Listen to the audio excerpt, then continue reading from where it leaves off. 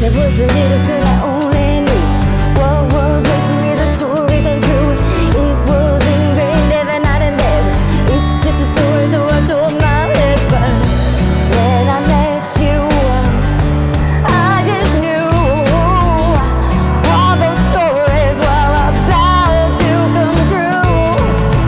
But they were reading to me every night. Oh, hoping one day that I would see that light. But I'm on the floor for you.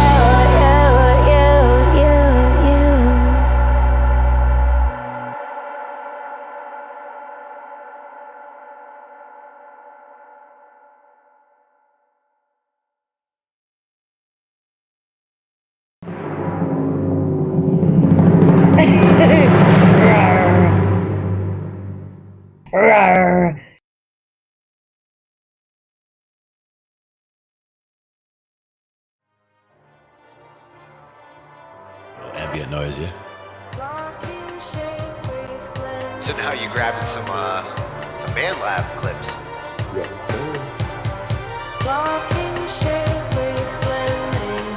Now for me, that would also be something where I would use like volume automation and like bring that from the bottom, like bring it in and then bring it back out. Kind of.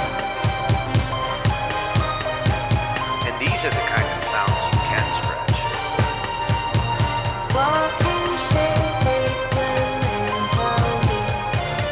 With this AI, like stretching it actually can be cool.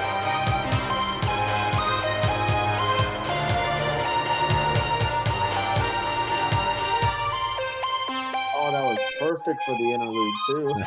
Ends it right in the I right didn't spot. even notice 40.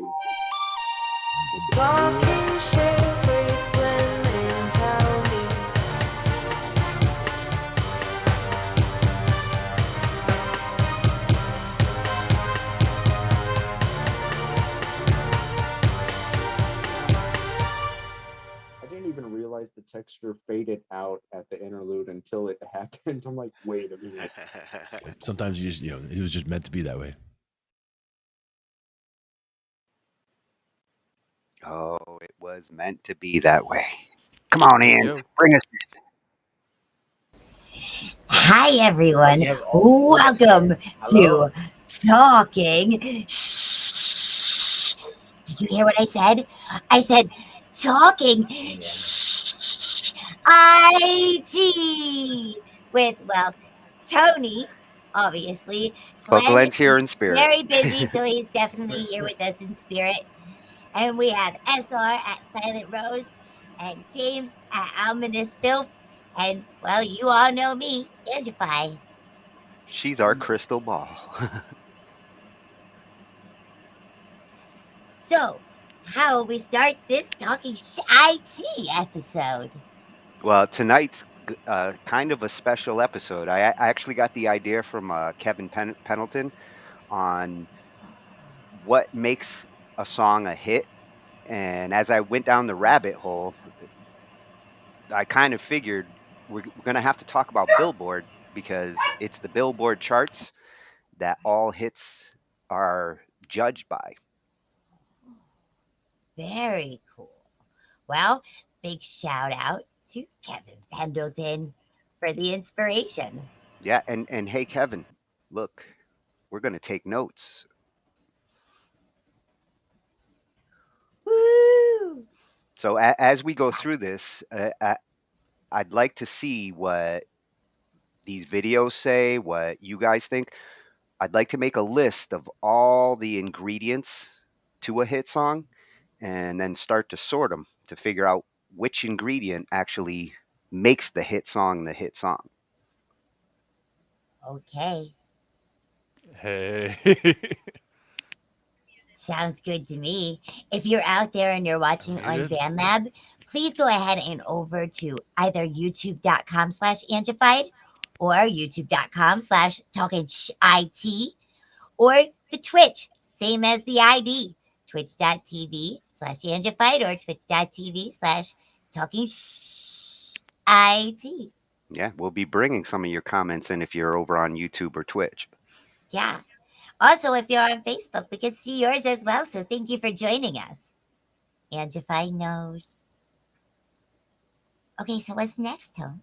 Well, to start, let me get this explanation of Billboard, because Billboard's been around a lot longer than I thought. And this first video is actually the history behind Billboard. It's a great explanation about where it started, how it works, and where we are these days with the history behind it. Very cool. Well, I'm excited. And Jake's here. this one comes from, Okay. I got it. It's from Pulse Music over on YouTube. I believe, yeah, it's at Pulse Music 9596. Okay. And she's going to explain to us the Hot 100 songs in Billboard magazine from 1894. That's how long Billboard's been around. Whoa. I know, I was as surprised as you. Well, let's get on to the talking some. Hi guys, and welcome back to Pulse. So, did you know the Beatles have 20 number one songs? That Jay-Z has 14 number one albums? Or that Mariah Carey has spent 79 cumulative weeks at number one? This is all data from Billboard's Hot 100 Songs and 200 Album Charts, the definitive music data chart that music enthusiasts and analysts use to log pop hits. So, how did Billboard become the juggernaut that we know it as today? Let's check it out. Let's check it out.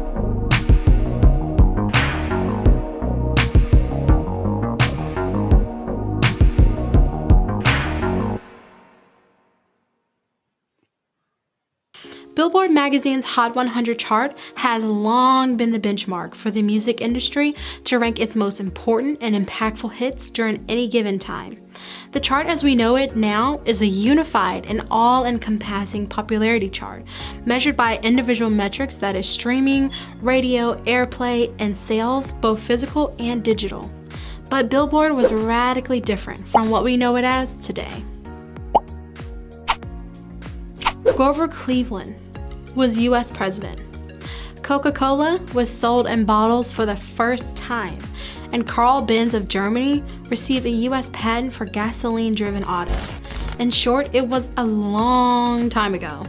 This was 1894, and Billboard Advertising had just published its first issue. Yes, Billboard was actually established as an advertising and bill posting service, very different from what we know it as today. It was founded by William Donaldson and James Hennigan, with the former handling the editorial and advertising, and the latter handling magazine production through his printing company. Advertising during this time was mainly done using posters, billboard, and paper, and was the company's main focus. After Hennigan's departure in 1900, because of editorial differences, Donaldson revamped the magazine's operations, including changing it from a monthly to a weekly publication, and redirecting their focus to outdoor entertainment. This began establishing Billboard's relationship with entertainers, as they often covered carnivals, fairs, and circus shows. Billboard also attempted to cover the motion picture industry in the early 1900s, but shifted their emphasis towards music amid competition from Variety magazine. During the Great Depression, radio, jukeboxes, and phonograph records were becoming very, very popular, and their manufacturers advertised heavily with Billboard. The ever-changing technology helped focus even more of Billboard's editorials towards the music industry, and even led them to create a radio broadcasting station in the 1920s. Eventually, Billboard published its first Hit Parade chart on January 4th, 1936. Charts were compiled by surveying music retailers across the country and published weekly. By the start of the rock era in 1955, two more charts, the most played by jockeys, which was the precursor to the airplay chart, and the most played in jukeboxes that rank the most played song in jukeboxes across the country were established. Jukeboxes were very popular among the youth of the time.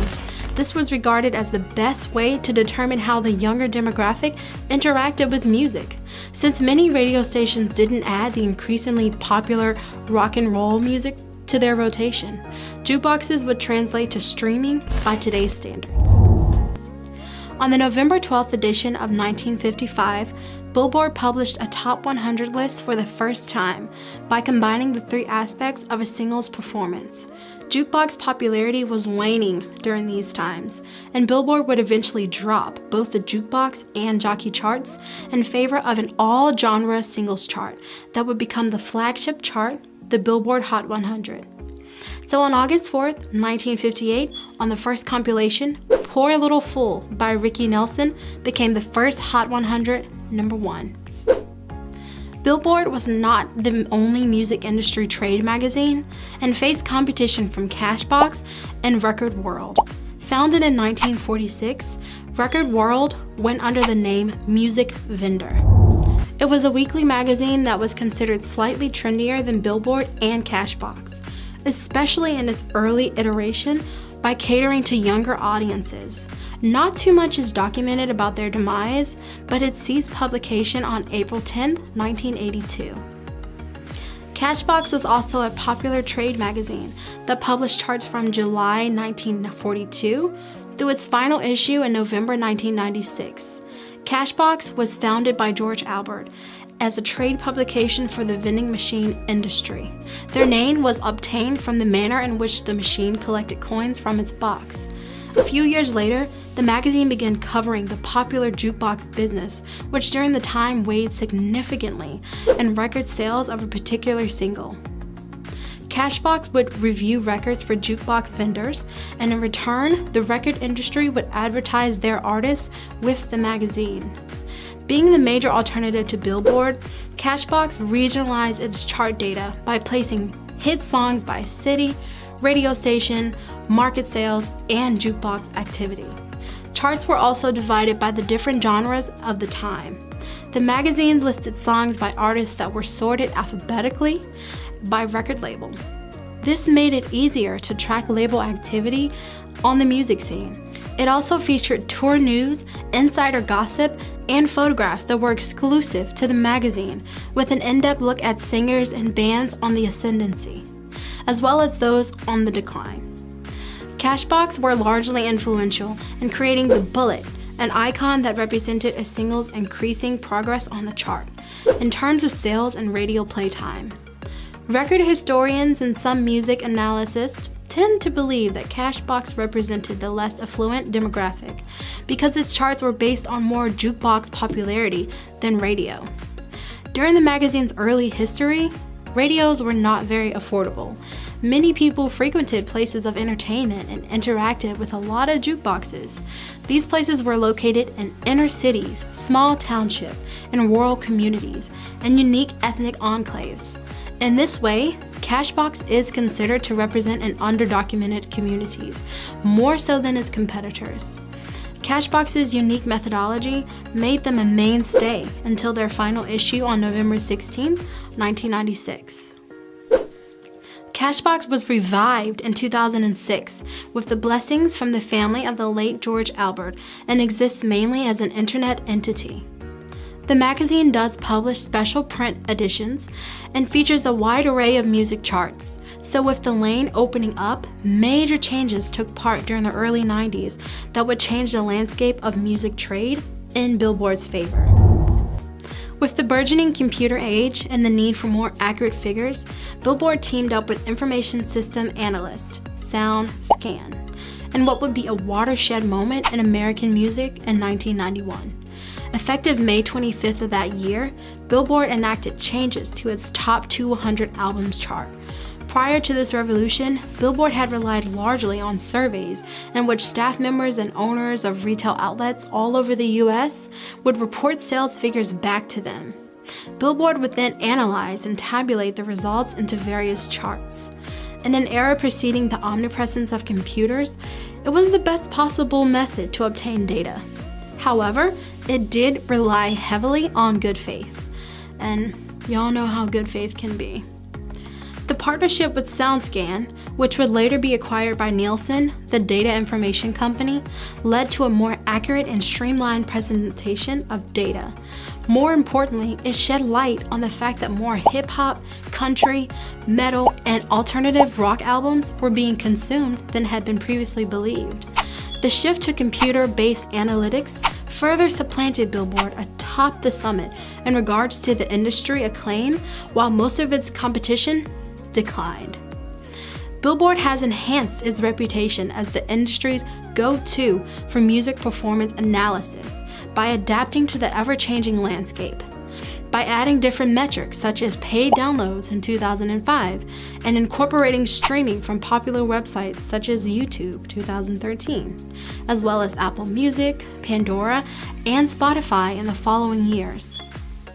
Billboard has kept up with music consumption pretty impressively. However, some challenges have been posed by streaming, such as how to weigh paid and free platforms, or how many streams of a single constitutes a sale, and how valuable is streaming versus radio or paid sales. As far as charts in the USA are concerned, Billboard has long provided valuable information for industry analysts and record companies, as well as regular chart geeks, DJs, and various music professionals. Safe to say, Billboard is over a century old and looks like it will be here a while longer. So, what do you guys think about Billboard's ascendancy to the industry's pinnacle as far as music analysis is concerned? Drop a comment and hit us with a like and subscribe for more videos from Pulse. Also, we'd like to send a very special shout out to YouTuber Orange83 for his fantastic channel. Please make sure to check out his channel if you're interested in learning about creative filmmaking. Thanks so much. See you guys soon. That was really cool. Make sure you like and subscribe to her. She's got some great tips there. Yeah, as they say on their site, your entertainment, our pleasure. Pulse Music is a new community that... What's the rest? You're A new community that... at Come the on. about. Just scroll down. Description's right there. Oh, yeah. I got you. That strives to Ah. bring you in-depth look at everything music from hip-hop to rock, from reggaeton to Afrobeat. We would love for you to join our community for a pulsating look at the most personal art form known to mankind. Totally agree with them. That's at Pulse Music 95, 96. So those Right were on. those times. So now, like, sharing out your music and artists and things of that sort, like getting your music heard, like, where do you turn? Everybody wants to kind of like be heard, right? And noticed. And But I was go ahead. surprised at the influence of jukeboxes. I hadn't even thought of that. Like in the beginning, jukeboxes were the gauge for like whether a song was selling. Yeah, that was cool. What is it now? Because you Like, know, And at the end, it's the streaming challenge is this streaming challenge, because I'm just wondering, Tony, like, we have shared a lot of artists over the times, and I wonder how many people got like new subscribers or their YouTube channel subscriptions went up, and they gained some fans and followers like through that. yeah, I- I wouldn't be surprised if they're starting to gauge on followers, subscribers, things that the platforms give for additional Yeah, I'd love numbers. to see that. I think nowadays sales are just part of the notes. Challenge. Here, we'll bring up the notes real quick because that's the first one that I put in there when it came to Billboard Yeah. album songs and sales. I think is the like criteria that they've been going with since like 1893. Got you. It sounds like it. And it sounds like streaming is going to make it a lot harder for artists to be seen and heard. Yeah, That's what I ironically, got. ironically, it's easier to get your stuff out there, but it's harder to get your stuff heard. Thank God they Yeah. got Angified now.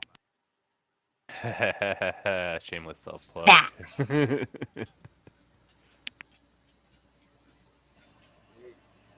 How is she changing? I love it.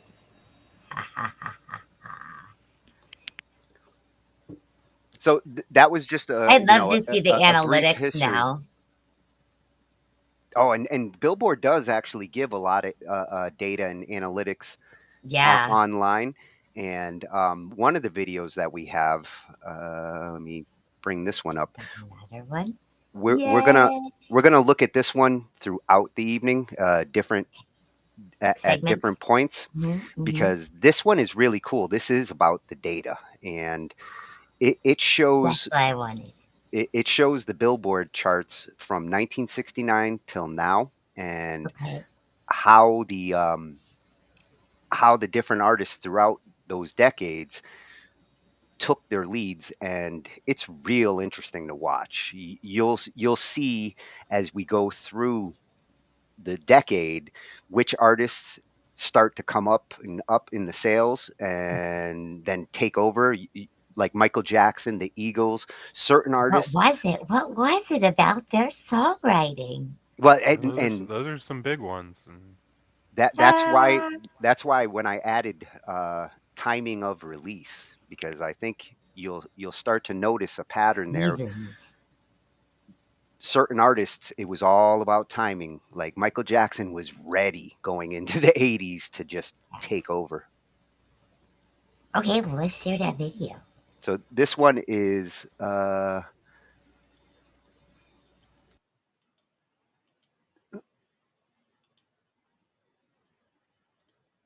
You're wrong to think we're going to start with the Beatles, as despite only just celebrating the massive success of Let It Be, the band did the unthinkable. In 1970, the best band of all time split up, and ascending the throne in their place is Creedence Clearwater Revival, who put together a strategy to completely change the game. By relentlessly releasing 6 albums in 2 years, their unique music blend of rock and country set them straight to the top, and they would have stayed there if it wasn't for the most iconic duo of all time. Even though they grew up as part of a generation that was grappling with war and civil rights disputes, Simon and Garfunkel used the nation's struggles to pour their hearts into songs like The Sound of Silence and Mrs. Robinson.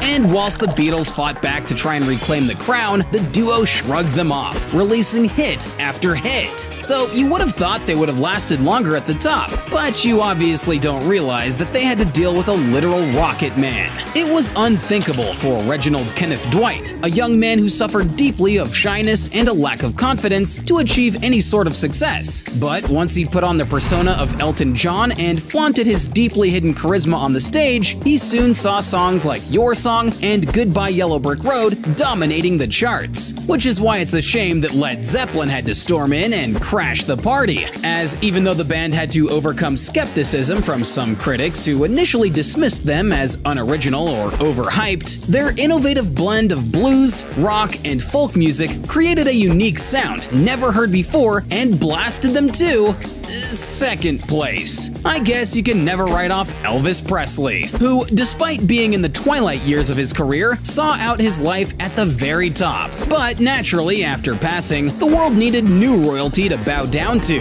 and who could be more worthy than Fleetwood Mac? The group's great struggle didn't come from external forces, but actually internal conflicts, as the band constantly argued and switched up their lineup. However, once they found the perfect recipe, not for a curry, but of band members, mind you, they discovered a revolutionary ability to constantly evolve and experiment with their sound. And with songs like Dreams, Don't Stop, and Go Your Own Way, they created one of the best-selling albums of all time, and almost fended off a challenge from the Bee Gees. But not quite. The world may have unbelievably shifted away from disco music, giving the band a musical mountain to climb, but nonetheless, they brought everything back to the dance floor. In particular, your crazy drunk uncle at your cousin's wedding singing Stayin' Alive and Night Fever. For a short while, this would keep them at the top, but Barbra Streisand couldn't possibly allow that to last for any longer. Overlooked for so many years due to her unconventional looks, she proved all of the haters was wrong with her exceptional vocal capabilities and an ability to seamlessly transition between genres and styles, leading her to maybe not be the GOAT,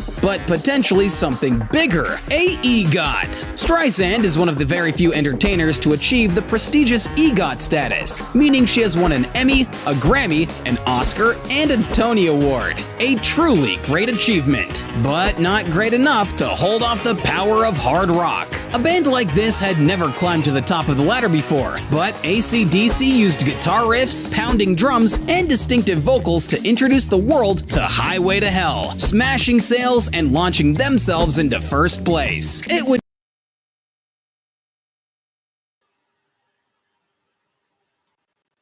Now I'm going to pause that there as we go into the 80s.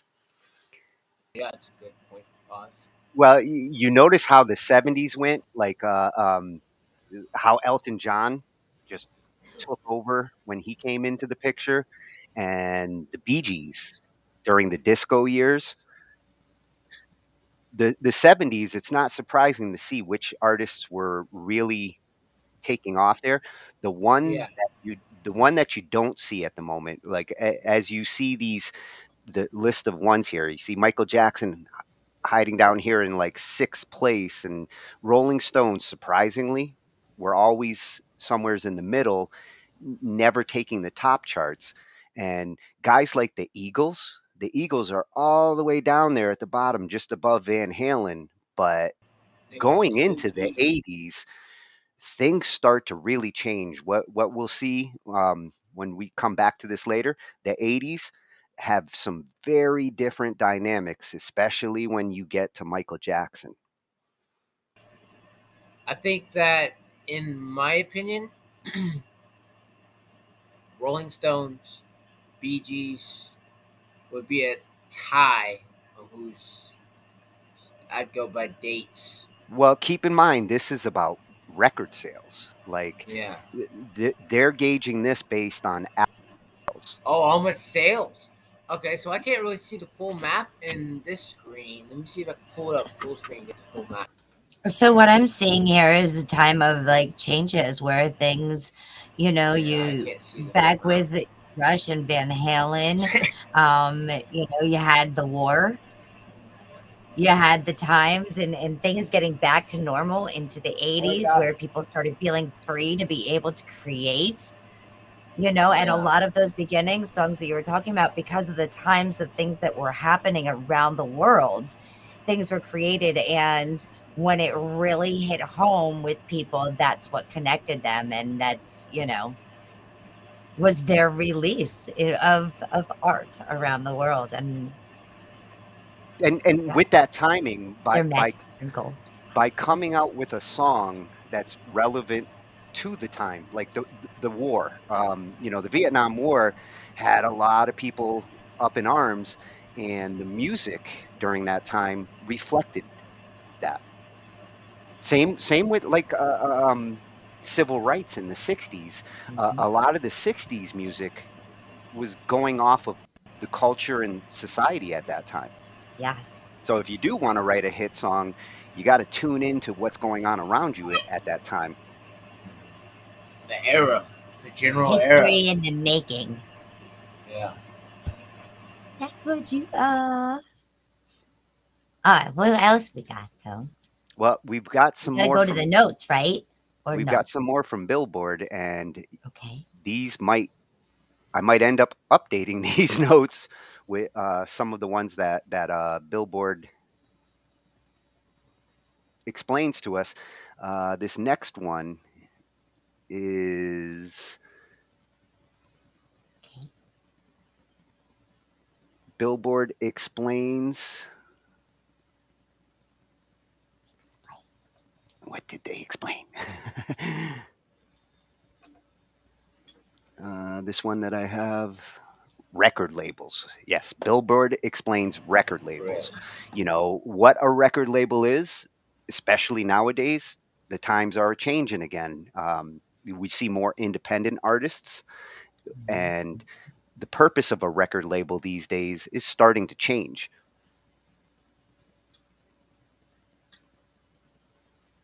All right, where's the video at? I'm glad man. I'm BU, Be Heard, Be Original, not Be Billboard. And Billboard is a little controversial when it comes to a lot of people feel like, you know, Get cheated. the numbers don't match up, and it's a popularity contest amongst the record labels, and doesn't always reflect what they feel is the best songs out there. Same with like the Okay. musical Hall of Fame. Go Giants. All right, sorry, go ahead. So this one is Billboard Explains Ooh, ooh, ooh, record ooh, ooh. It record says, label. did you know, Tony? It says, did you know? I didn't know until I found it. I think this is the right one. Did you know that Republic Records was Billboard's top record label of 2022? I also really love my record label. Record labels have been around for decades, and for a long time, being signed to one meant an artist had made it in the music industry. But what does a record label actually do? Who are the teams behind the label? How do they make a profit? And how are they evolving with the changing times? This is Billboard Explains Record Labels. Record labels have been around since the early 20th century, and since then they have evolved quite a bit. But what is a record label? They are companies that work to sell the brand of the artist and the work that they produce. We've had record labels forever, as long as we've had music, essentially. There's always been some sort of company that's been in charge of making sure that music gets out there to the public. What they do and how they do it has changed greatly. There are two types of music labels: major labels, which are organized into umbrella companies called label groups, and independent labels. The three major labels in the music industry today are Universal Music Group, Sony Music Entertainment, and Warner Music Group, aka the Big Three. The major labels are made up of individual major label subsidiaries, such as Capitol and Republic under Universal, Warner and Atlantic under Warner Music Group, and Columbia and RCA under Sony. Independent labels or indie labels differ from major labels as they operate on their own independent funding. They're typically much smaller, both in staff and in roster, and tend to take a more tailored approach to dealing with their artists. They also can outsource distribution and publishing, while major labels handle those tasks internally. The benefits between major and indie labels, it kind of comes down to personal preference. An indie label can be much more of a boutique situation. It can be sometimes more tailored and more catered to an artist and what they're trying to do. All record labels maintain terms such as the A&R department, which is responsible for seeking out new talent to bring on board and helping with creative. The marketing department, which leads the promotional and awareness campaigns for artists. The promotions team, which focuses on pitching songs to radio stations and playlists on streaming services, and many more. When you think about a record label now, it's really important to focus on the fact that they have massive marketing and publicity muscle. They are the ones who are able to put a billboard up in Los Angeles. They are the ones who can get you certain placements on streaming services. Now let's dive into how record labels can make a profit. Labels typically make money on the master recording one of three ways: through music sales, downloading or streaming the work of their artists, brand partnerships when an artist endorses a product, and master licensing, using the exact recording of a song for a commercial, movie, or video game.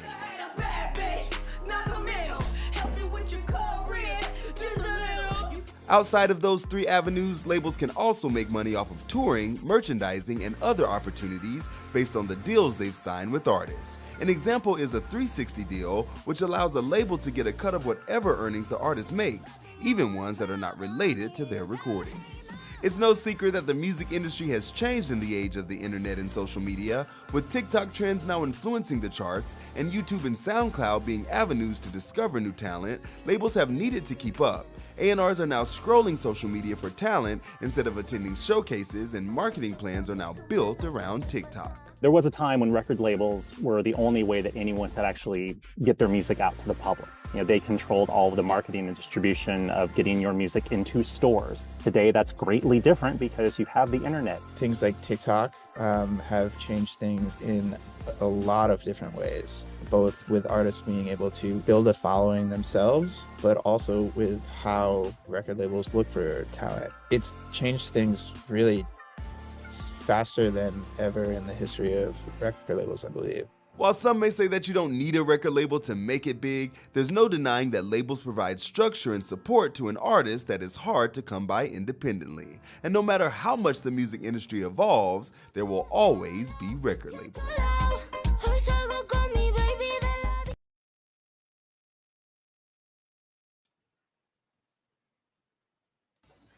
Whoa. Lots of cool stuff. And Angified Presents provides a lot of that stuff. And I added record labels to the notes. Okay. Because And apparently it is important. Well, obviously, because they do a lot of the advertising and promotions. Yeah.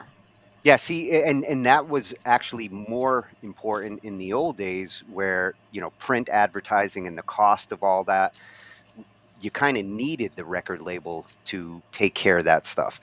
Now you're starting to see with the independents, some of the big record labels actually want their artists to do their own promoting socially and create their own image online.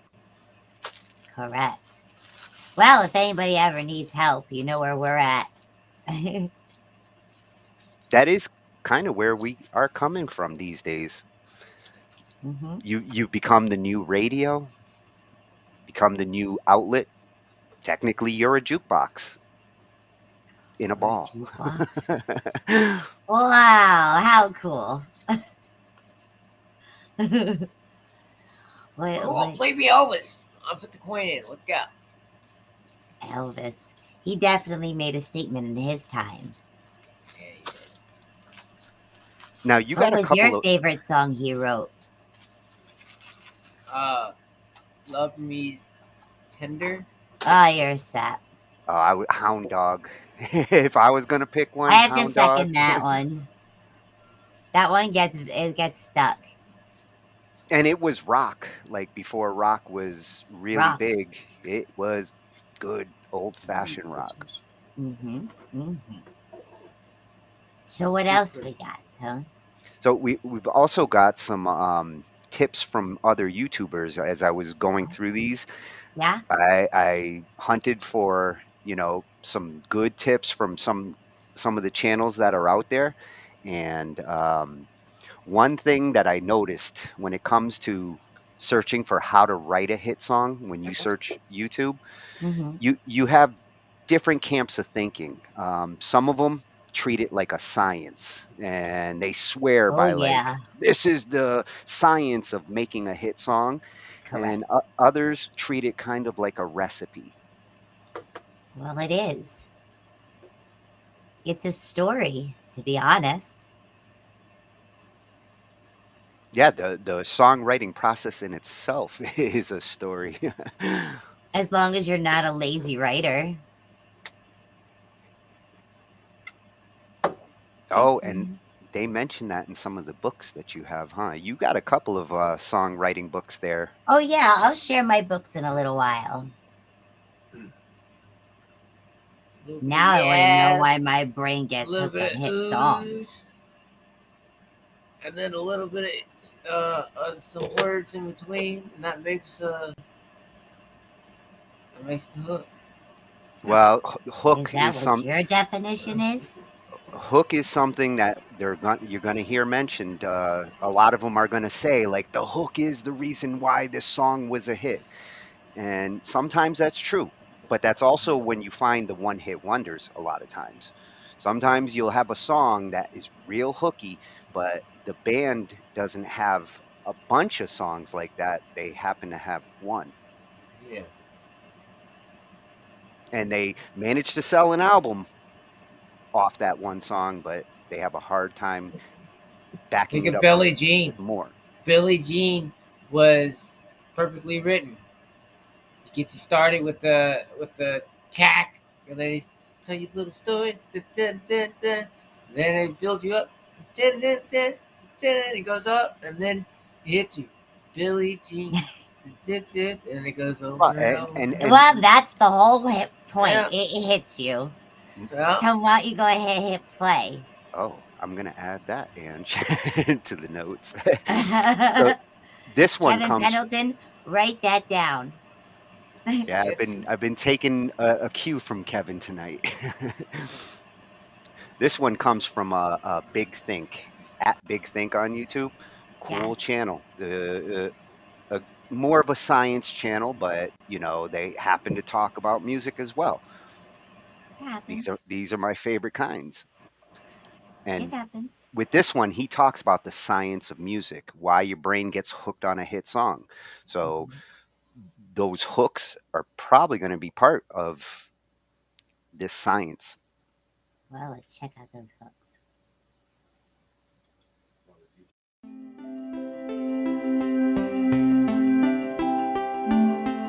One of the questions that I set out to answer in the book is, why do we like what we like in music? What makes music catchy? Where do earworms come from? And to answer this really complex question, I started with the simplest possible question, which is, what is music? Why does the brain process some sounds as cacophony and other sounds very clearly as song? And to start to answer this question, you have to go to Diana Deutsch. And she is a musicologist at the University of California, San Diego. And Diana was listening to herself talk at her house one evening, and she put a sentence of hers on repeat.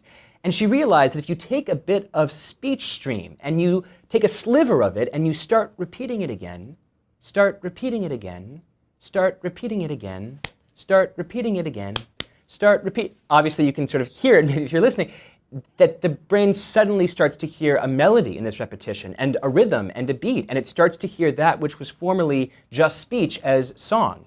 And so what she would say, what I would say, is that repetition is the God particle of music. It is the thing that distinguishes the cacophony of the world from that which we cannot help but recognize as music. So that's interesting, but it's not an answer to the fundamental question, which is what makes music catchy? Because if I go into a music studio and I say, start repeating it again, I'll be laughed out of the studio immediately. So there has to be repetition and variety. What is the scientific way to think about the balance? And to answer that question, you have to fly northeast from San Diego to Ohio State University in Columbus, Ohio, where David Huron did this famous study involving mice, where he played a note for a mouse. Let's call it a B note. And the mouse would turn its head like this. And he'd play B again, and the mouse would turn its head. And he'd play B, B, B, and the mouse's head is just, doing this thing. And eventually the mouse habituates. It learns to ignore the stimulus. And habituation is common in culture and life. We learn to ignore things that are too familiar. But if instead, at that very moment, the mouse is about to habituate from the B note, he instead plays a C note, the mouse attends to the C note and is dishabituated from the B note, right? So now he can go back to scaring the mouse with the B note. And it turns out that if you want to scare a mouse for the longest period of time with the fewest number of notes, there's a very specific pattern that you play. And it goes BBC, BC, D note to habituate from both the B and the C note. And as I was reading this study and talking to David, I thought, well, if you take the letter B and you replace it with the word verse, and you take the letter C and you replace it with the word chorus, and you take the letter D and you replace it with the word bridge, you have the following song structure: verse, verse, chorus, bridge, which is essentially the most common pop song structure of the 20th century. So what seems so fundamentally interesting to me about this idea is that the same formulaic relationship between repetition and variety that can scare a mouse in a laboratory setting also makes us attend to top 40 radio in cars. But throughout the book, I'm constantly thinking about what are the most important implications of each of these ideas, not only for entertainment, which is interesting but maybe not important, but also for something like politics. And it's interesting when thinking about repetition and speech and persuasiveness and realizing that every great rhetorical device is essentially a form of repetition. There's anaphora, which is repetition at the beginning of a sentence. Winston Churchill, we shall fight them in the landing fields, we shall fight them on the air. You have tricolon, which is repetition in triplicate. Abraham Lincoln, government of the people, by the people, for the people. There is a lilt to repetition in human speech. But most impressively, and maybe most utilized, is this thing called antimetaboly. And that's impossible to remember or spell or pronounce. So think of antimetaboly as ABBA, A-B-B-A. Ask not what your country can do for you, ask what you can do for your country. A-B-B-A. It's not the size of the dog in the fight, it's the size of the fight in the dog. Or Hillary Clinton, human rights are women's rights and women's rights are human rights. A-B-B-A, antimetaboly. And what I think is so interesting about antimetaboly is that it is the most used rhetorical device, I think, because it is just musical enough to disguise the fact that it is essentially song, that it is essentially turning human speech into that which the brain wants to process as fluent music. And so sometimes we hear both great ideas and terrible ideas as antimetaboly, and the brain wants them to be true, and so we like them before we even know to think about them.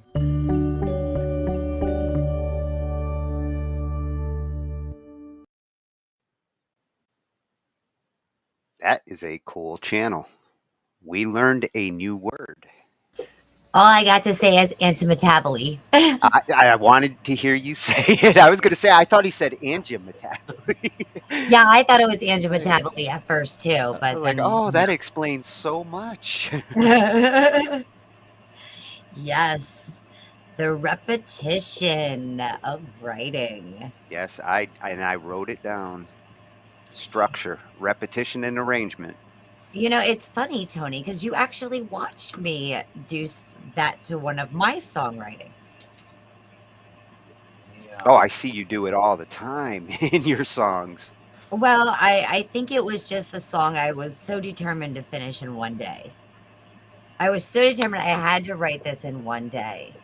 And I really struggled with it, like, how do I want to word this? I don't want to rhyme too much, repetition and rhyming is cool, but you can only use it so much, especially in telling stories and messages and trying to paint those pictures on those canvases.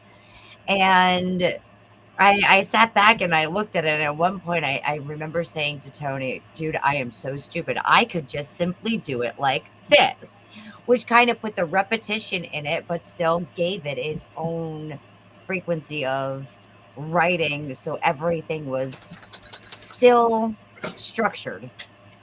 And what, as far as the BCCBA, instead of using that, I tend to just use V for verse, C for chorus, and B for bridge. If I want to go ahead and say I am writing down a bunch of ideas and say, this looks like it could be a good verse, or this could look, and maybe I'll take some of those parts from another piece and add it to a different piece later on. However, the structure in it will always be the same on that. And I will even make a backward send sign, for a new paragraph thing, just to kind of keep myself organized, to help myself. Well, maybe I'll keep this for a second verse. Maybe this is going to move to, being a bridge in the end. But it kind of keeps you, structured and writing it so and it helps set the rhythm, honestly. It helps set your structure of what chords and where you want to put the changes. Because they said it at very first, it starts out as a writing and then just forms into something you hear musically. Yeah, and I've seen you use repetition, strategically in different ways. Sometimes it's repeating a word or a phrase to get that da da da da da da, and other times it's that chorus that has to come back in every so often. The whole A B approach is just making sure that there's certain themes. Words and vowels are awesome. But I'm just saying, instead of using A, B, A, C, because I would mistake those on my paper for chords. So, okay, if I'm writing and I'm writing my chord changes on my paper of where I want my melody to go. Okay, and like you said, simple chord changes. That's all you need, a simple structure. You can build anything from there, but start simple, You start with blueprints before you actually start building something. And didn't you find it fascinating that mice react that way to certain notes? I was like, whoa. I know, it almost made me want to buy buy a mouse and just use it for musical purposes. I wonder if like mice and rats respond the same on that, or if it would be different. Well, They're very close, I but wonder what their issue with B is. B's an I know awesome note. like, well, no, it's not that. It's actually one of those notes that catches somebody off guard. So what he was saying there wasn't that it was something bad. It's something that it's unexpected. So while the listener is going ahead and listening to songs on the radio, okay, you're hearing song after song after song after song. Now, if there is a song that plays a note that is not what the listener expected, it's almost like, oops, red light, okay, stop sign. It's, wait, hold up, okay? It's catching that attention because it's throwing the listener off total balance of what they're used to hearing. So he wasn't saying that that was bad. I love the B7. And actually, you just reminded me of something. Repetition also matters in like radio play, because the songs that were the hits, the radio would play them like every hour. So there's a better chance of a song becoming a hit if the radio stations are like, we're gonna play that song every hour. That's right. Yeah, there is some science behind that.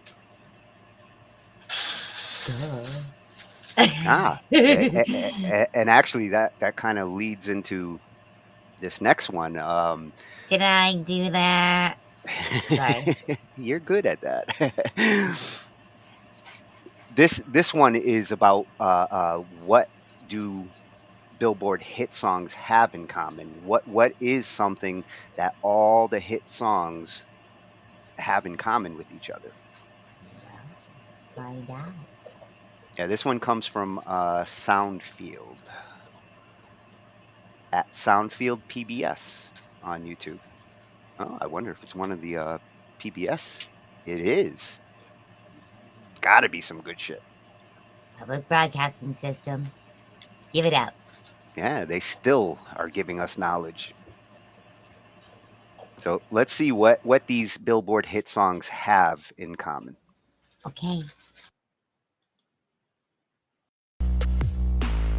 Over the last 2.5 years, 89 songs have made their way into the top 5 slots of the Billboard Hot 100 charts.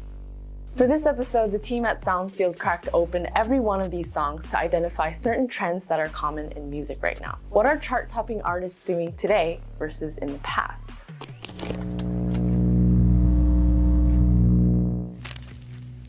These days, if you want to top the charts, it's better to use the sad, mysterious tones of the minor keys and modes rather than the more regular major keys that have historically been used at the top of the charts.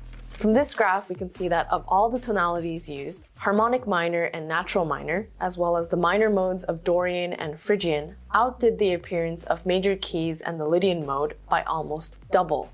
This is uncommon for pretty much any other era of Western popular music. Even more surprising is the rise of the Phrygian mode in modern pop hits. 7% of the songs used it. And while that's not a huge number itself, it becomes gigantic when you consider that the overall usage of Phrygian across all popular music ever is well south of 1%. In lyric writing, or any kind of writing or poetry, a trochee is when a stressed syllable is followed by an unstressed syllable. So like trochee, Mona Lisa, or bad and bougie. These trochees are in contrast to the more common cousins iambic phrases like I'm bad at love, she walks in beauty like the night, or Havana ooh na na. What we're hearing all over the pop charts these days is that trochees are often being sped up, double timed. So what was 2/8 notes before becomes 2/16 notes followed by a rest. We call these rapid trochees, and they sound like this.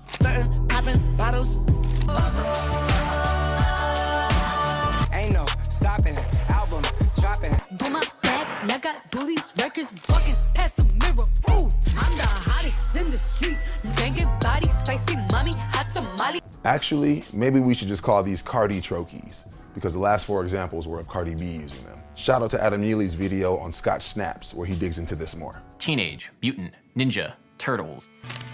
So what does the Billboard Hot 100 have against guitars these days?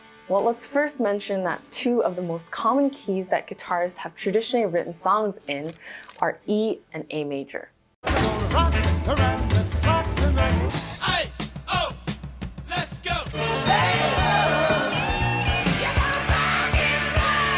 Now let's look at what's going on in today's charts.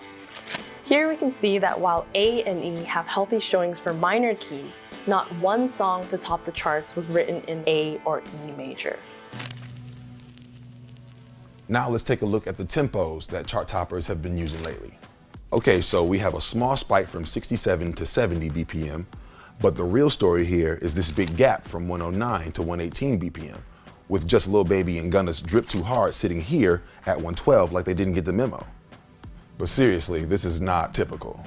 The most common tempo in the Rolling Stone Greatest 500 Songs of All Time was 112 BPM.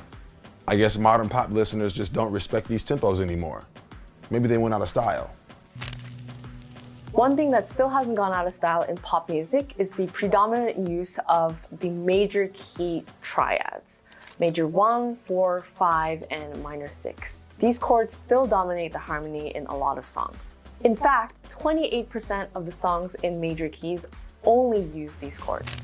In a very general sense, pop songs have evolved from having one repeated section to two sections to having three sections, often organized as verses, choruses, and a bridge.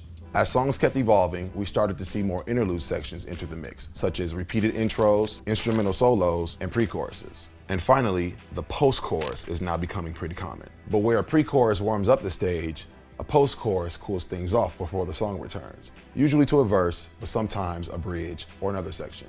Songs with post-choruses include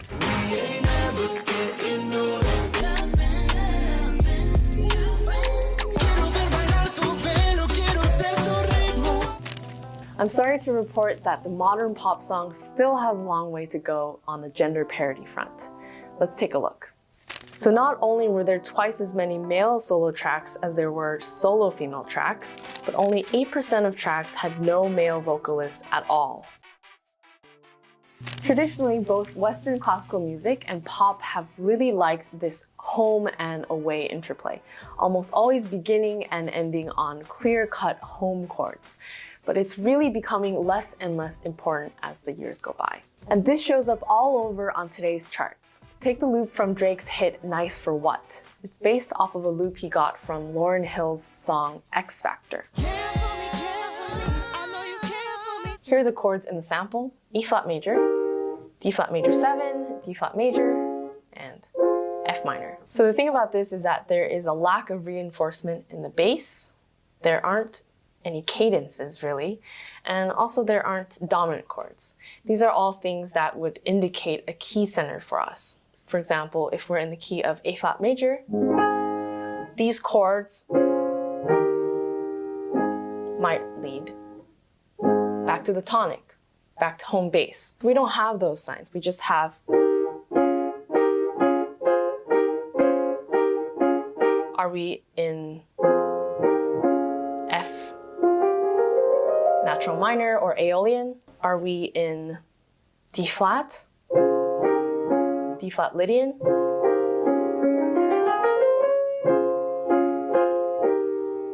So it's really hard to say. Towards the middle of the song, we do hear in the bass a little bit. But still, it's not providing a strong key center for us. Dean, can you introduce yourself so people know who you are and what you do? Yeah, my name's Dean Olivet. I just statistify music, I'm a trend spotter, I suppose. As far as tonal ambiguity, I feel like the tonal ambiguity, it be happening on accident a lot of times. Or it's like, it's not an intentional, a compositional decision that's being made. Well, yeah, just trying to find what sounds good to you rather than what you've been trained to do. You think about Lil Jon and the East Side Boys. And they just do it an octave higher. But it's like, that became a massive hit. What makes sense to me is to use the analogy of people trying out different clothes. People are more experimental with everything from color to the shape of things. And I think that's what happens with music too. It's like back in the day, like you had like functional clothes. Like, okay, I'm going to school, I'm going to wear my school clothes. It does have a function. I'm going to wear my work clothes. I'm sleeping, I'm wearing my pajamas, you know? Clothes ambiguity is like, what if I just wear my pajamas to work or what, you know? And that's parallel with music. Functionality isn't as important as it used to be. Hype lyrics and ad-libs are nothing new to pop music, but never before have they been so prevalent across the top of the charts. We out in these streets. We go back, remember crisscross and hopscotch. You what I like, that's what we like. And if you can't think of what to say, just ad-lib yeah. Yeah. There's also a lot of A's.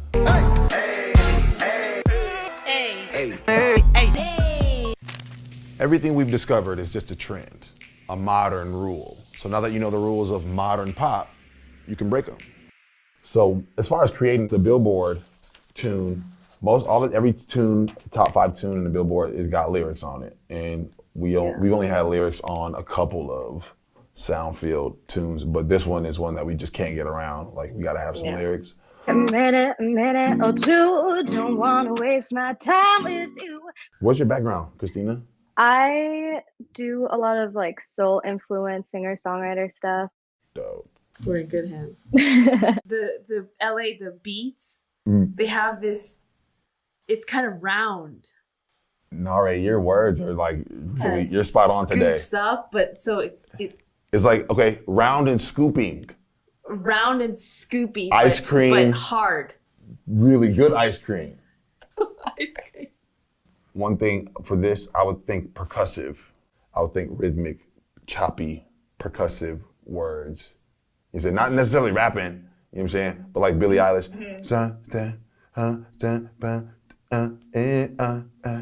No pressure.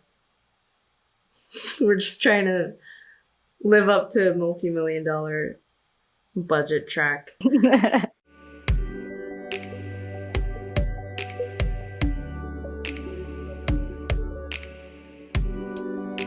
No one I gotta go back to. For the night it's just me and you. So baby, take my hand, I'll show you my land, and we can taste this passion fruit. All night, get we're told. Bad girls on the road. We don't take it slow. I get what's mine, you take what's yours. You don't gotta tell me twice, I know you can make it right. Oh yeah, you electrify, baby, you just blow my mind. You don't gotta tell me twice, I know you can make it right, baby, you'll just blow my mind. PBS Digital Studios wants to hear from you. We do a survey every year that asks about what you're into, your favorite PBS shows, and things you'd like to see more from PBS Digital Studios. Soundfield. You can even vote on potential new shows. All of this helps us make more of the stuff you want to see. The survey takes about 10 minutes, and you might even win a sweet t-shirt. The link is in the description, and thank you in advance.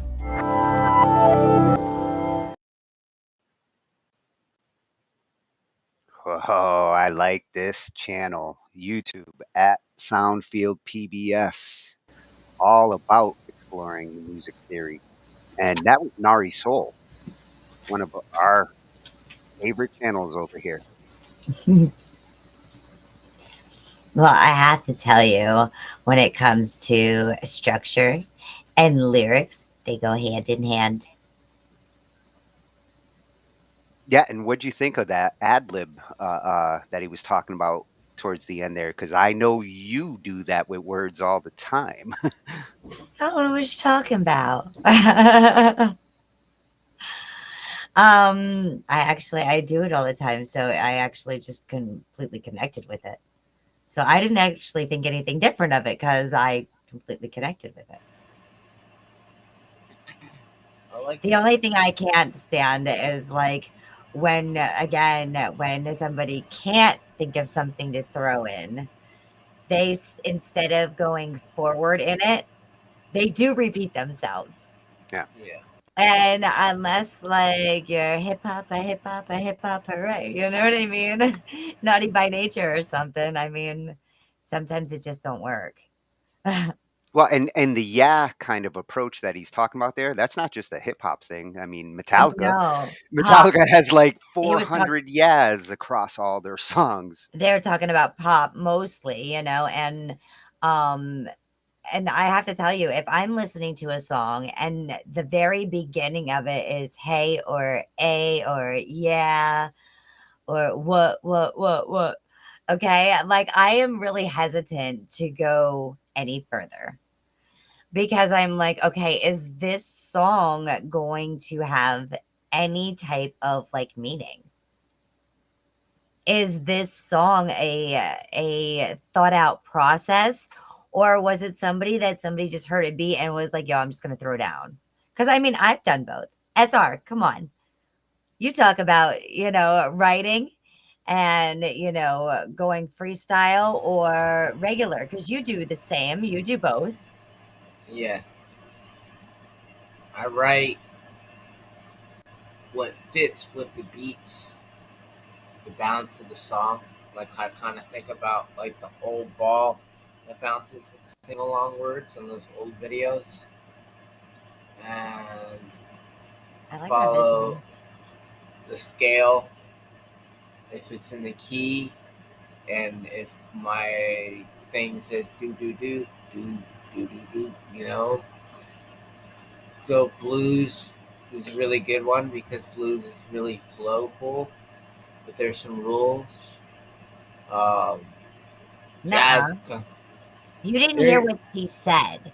She said, "Now you know the rules. Now Which you means can you can break break them." Yeah. Okay, there are no rules. When a lot of times when I write, I literally will write something and I'll try it to 1,000 different type of beats and melodies. Will I Yeah. record them to 1,000 beats and melodies? No. Should I? Yes. Because sometimes, like the thing that you thought was like the worst take in the fucking world actually turns out to be like the best. Yeah, happy surprises. It also is to where maybe you could find that hook you were missing. Yeah. And James was mentioning his thoughts on after the last one about strategic use of chromatic notes and modes, which what they were talking about there on which keys were hits, like in the 70s, the E and the A versus now, it's no big surprise that like certain modes eventually, if they're all used up like E and A were through the 70s and 80s, not a big surprise that the hits in the last 20 years have not been in those keys. Eventually, musicians go somewhere different. The Phrygian mode. Everybody loves minor keys now, huh? Nobody says I want to be a major. Yeah, adulthood sucks. Oh, Sorry. James, that's why we can't hear you. I don't think your mic's working. Ah. I see a light. I saw a finger. I don't hear a James though. I see a guitar. He'll get there.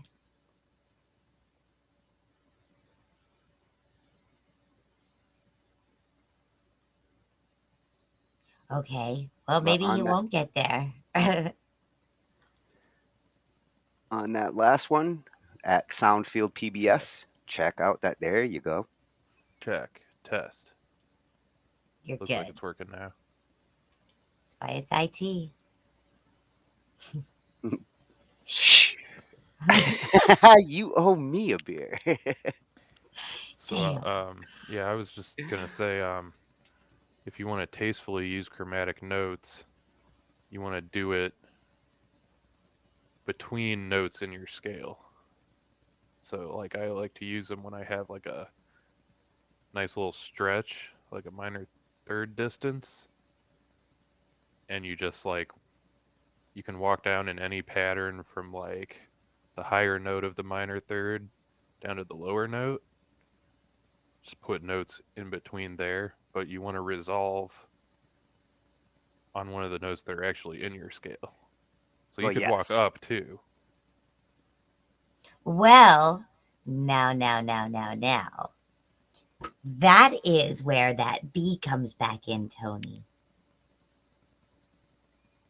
Do you see? The B? The B? See, where James is saying you want to stay in there. When you throw a note in there, that is completely different, or a bridge, a building up that is completely into a different direction, but still, still very cohesive. Okay, it still meshes well. When you go ahead and you do that, it gives it a it gives it a head turn, an ear say, what? Let me listen to that again. Or is this going to happen again? Because that was a really cool change. Yeah, and It's with the kind of like, and Tony, we've seen a lot of artists that have tried to mix a lot of different genres over the past couple of years. A song that'll start out in jazz, and then somewhere it turns into rock, and then somewhere they're rapping on that, you know what I mean? And then it comes back or goes into something completely, unimaginable, like just beautiful pieces of work. So Yeah, and how you fill the notes in between, in the case of what James is talking about there, with guitarists, it's about the rises and the falls in the riffing and the scales. So as long as you are hitting the right notes in between, you can really make it sound cool in the right guitar modes. okay, but the same is not the same for bass. Sometimes playing against the music is actually the way to go. Just saying. But Well, bass, a lot of times you want that contrary motion. yeah. And your bassist a good Yeah. bassist? Yeah. That may be some of the things they might be mentioning in these next couple, because this channel really liked what I've seen, holistic songwriting. How's that for a cool channel? And Oh yeah, spiritualism. yeah, well, and we always say like music is medicine, and It is. this kind of takes it to that level. It does. Yeah, it's over at holistic-songwriting on YouTube. And what he's going to talk about here is, again, some of these guys might be like, you got to do this for every song to make it a hit song. We'll see what he suggests, but he's going to suggest, do this for every song you write that you want to be a hit. But that's just his rule. Look at that bike behind him. Sorry, my bad. All right, let's go ahead. Let's see how we do this. So, holistic songwriting. Beginning, writing a song can feel overwhelming. When you have thousands of options, making decisions becomes harder and harder. So in this episode, we look at some things we can accept as a given for our writing. So strap on your thinking caps and take off your shoes. You shouldn't wear those in the house anyways. And let's talk about structuring a pop song.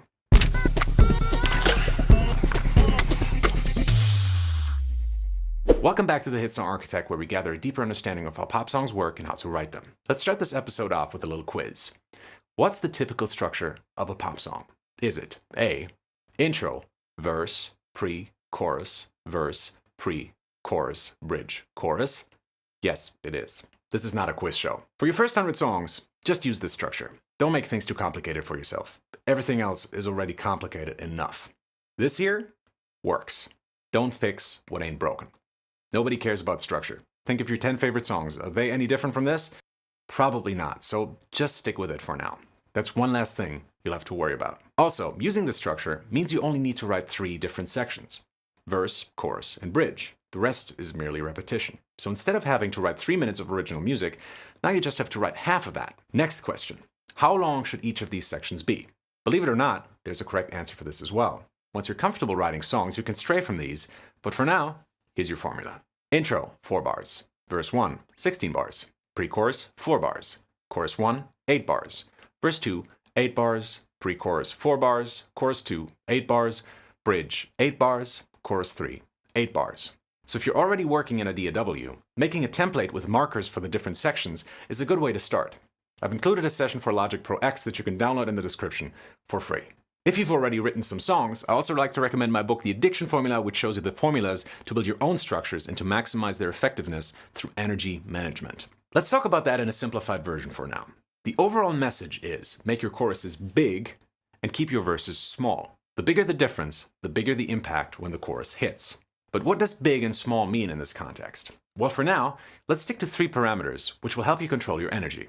These are the most important, but you'll find a list of over 300 more in the Addiction Formula. Before we get into it, one more thing, and this is something to put on a post-it. Put this in a place where you'll see it when you write. If you want your chorus to sound big, don't make it bigger, make what comes before it smaller. I'll say that again because this sounds obvious, but from reviewing hundreds of songs that songwriters like you have sent in, I can tell you it's not. If you want your chorus to sound big, don't make it bigger, make what comes before it smaller. It is always better to take stuff out of the verse instead of adding another layer to the chorus. Okay? Good. Now let's move on to those 3 parameters I told you about. Number 1, dynamics and arrangement. Make your choruses louder, for example by adding a new instrument, or make your verses softer by taking out an instrument. Number 2, pitch. Let your singer sing higher in the chorus and lower in the verses. Number 3, lyrics. In the verses, it's okay to have a little more text, but in the chorus, limit yourself to very few words. For now, try to use no more than 5 or 6 that perfectly summarize what your song is about. We'll talk much more about this in a future episode, but for now, this will do. Also, for a beginner, I always recommend to start writing for a rock band setup. Drums, bass, guitar/keyboards, and vocals. You don't have to record real instruments, you can also use samples or synthesizer versions of all of these. But this is a great instrumentation to start with because it limits you to 4 parts, and limitations are good. Even for a professional, it's infinitely harder to write just a handful of great parts than it is to write 50 parts that are so-so. It's easy to hide behind overwhelm. Instead, focus on the opposite. Think about it like designing the Apple logo. Very few elements, but those elements come together beautifully. Next question. When should the different instruments come in? Yes, that is an important question. Most beginners and too many professionals I know let all of the instruments play all of the time. Instead, carefully plan when to add what, and the instrument will have more impact on the listener and keeps the song engaging. King of Songwriting Max Martin has talked about this in interviews as well. You add one element at a time. Don't overwhelm your audience. What's the formula for this, you ask? For a standard pop song, begin with just guitar or keyboard.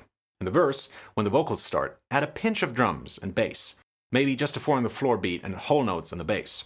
In the chorus, distort the guitar or use a bigger sound on the keyboard. Let the drums play on the crash and add a snare on 2 and 4. For the second verse, let the drums play on the hi-hat and snare, otherwise go back to the arrangement of the first verse. Your second and third chorus will be like your first chorus, so all that remains is the bridge. Here, let the drums play on the ride and switch up the chord progression. We're going to go much deeper into all of this in future episodes, but for now, if you'd like to download 3 more arranging blueprints, you can do that right here.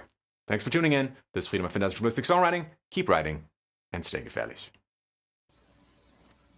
Definitely keep writing. Oh shit, that was some good advice. It was. However, I like the part about how you make it softer before you go into the chorus. Because obviously your chorus is what you want to stick out. It's what your driving home message is. And right? I like his suggestion of rather than trying to add more to the chorus to get that impact, consider removing a little bit from the verse that builds up to it. That makes the chorus feel like it comes in with more, without actually having to add extra layers. Mm-hmm. What you got, SR? I think he had some good points. I don't think there's really any particular rules, but it kind of sort of is. Like, you can't just wildly make stuff. I mean, but Well, what did you think of his suggestion on song arrangement? Intro, verse, chorus, verse, chorus. Like a rock band, do it like a rock What he band. suggested there. I think he's suggesting a very Can I pop take this music song formula. Well, he is, but again, their rules are made to be broken. Okay. Yeah. So if I go ahead and I write a song and say I have 6 lines per my verse, okay? Each one of my verses better contain 6 lines. My chorus may only have 4. Less is best, right? And when you end in that first verse, it's got to be something that is going to snag, or I don't want to say the word hook again. I feel like I've got to be like Angie's Playhouse here on talking IT. But you know when you write a song, a lot of times the way that you write the song, as long as you're not lazy writing, all of that structure will fall out. And just because you write a song that way doesn't mean you can't use any tempo, rhythm, or beat with it. Yeah. Well, and you notice in his structure, he doubled the chorus towards the end twice. A lot of songs do that. They either double it or what they call cap it, which means just take that line, or um and that the line should definitely have something to do with the title of the song, to also help your listener to know what the name of the song is. I don't know how many times growing up you listen to the radio and you're like, what is the name of this song? And you had to wait for the chorus to come in to actually get that. So a cap at the end is just taking that one line or that one word and repeating it over to end. Yeah, and with that structure approach he had, it was perfect for like those old school rock songs that had a solo at the end right before the final double chorus. That's where you would Right. pop the solos in. Oh, she dropped. So we popped her. Well, But what else do see, we have? I generally agree with his advice almost completely, and with his suggested song structure. It is a good place to start before you go trying to write the next Stairway to Heaven, which does not follow that kind of structure. Write a song that does have that kind of structure before you try doing something where there is no Right. standard format. Keep it simple first. Yeah. Eventually, you'll think out the box, and you might have a song where there is no defined verse or chorus. Right. You can always go back and Welcome jazz back. it up Oh, later. I That's love what those. I do. So, There's a lot of songs, and you don't hear them very often. A lot of well, that was the 70s song structure, Yeah. where all it was a story. There was no bridge, there was no chorus to hook you in. It was a story that captivated you. And you get that a lot with like folk, certain I'm songs guilty. where I I know. I guess sometimes I'll actually sit there and like plan it out more methodically, like as I go, Like how can I more strategically transition and transition to the different parts of my songs. Like But from now first if I to came chorus, to you and I said, listen, we're going to do simple chords, okay? We're going to do C, G, and F, okay? 3 simple chords here. The whole song is 3 simple chords. the whole song. So, the whole song. I So would for get the very bored of verses, that you're gonna song. bounce. You're gonna bounce back and forth. Say my song is 6 lines, okay? So all of my lines are gonna look different. Are gonna look identical to each other with those note changes until that last line. So I may go C G C G C G C G, but then before I jump into that chorus, I'm hitting Yeah. F. Then I might float over to like an A minor. Okay, something to change up the listener's ear. Okay, so Okay. it is a very simple song structure. So now if you have that to work with, your endless possibilities on what rhythm to play it to, whether it's pop, whether it's rock, whether it's metal, whether it's country, whether it's folk, whether it's indie, whatever. I don't care what genre rhythm you want to put behind it. Those are the solid notes. Those are the solid structure. Whatever kind of percussions you want to add, you can change it all you want. But there is a solid structure. Well, and like he mentioned in that video, once you have your 3 parts, you know, your verse, your chorus, and your bridge, once you have those 3 parts, you half the writing is already done. Now it's just arranging them. If you choose to do so. Okay, I think I see what you're saying. Are you talking about like borrowed chords or? No, Sometimes. What What Ange was just mentioning there, going from like say C major for one part to A minor for another part changes the mood. You know, a minor progression is going to have a different mood than the major progression, and in the same song, it gives a mood swing. And not only that, ending the verse on a different note that you ended the story, which is your verse, right? Is your story. When you're telling the chorus, that's that emphasis you're taking there. That should have something to do with your title. Just you saying, I think so. Now, would you say it's better to use the major on the chorus and the minor on the verse? It's Or completely up to you. reverse? That's completely your call. It depends on what your story and what your story's about. It depends on what your writing's about. See, I would venture to say Because that maybe minor you could works. start out with a dreary day. Okay? And so maybe your story starts really, really like sad. But then like throughout your story towards that end of that verse, you're turning your story around now. And so by the time you hit the chorus, it's a positive major emphasis. It becomes a feel-good song. It becomes by the a time it hits the bigger, chorus. like he was saying in that video, a bigger part.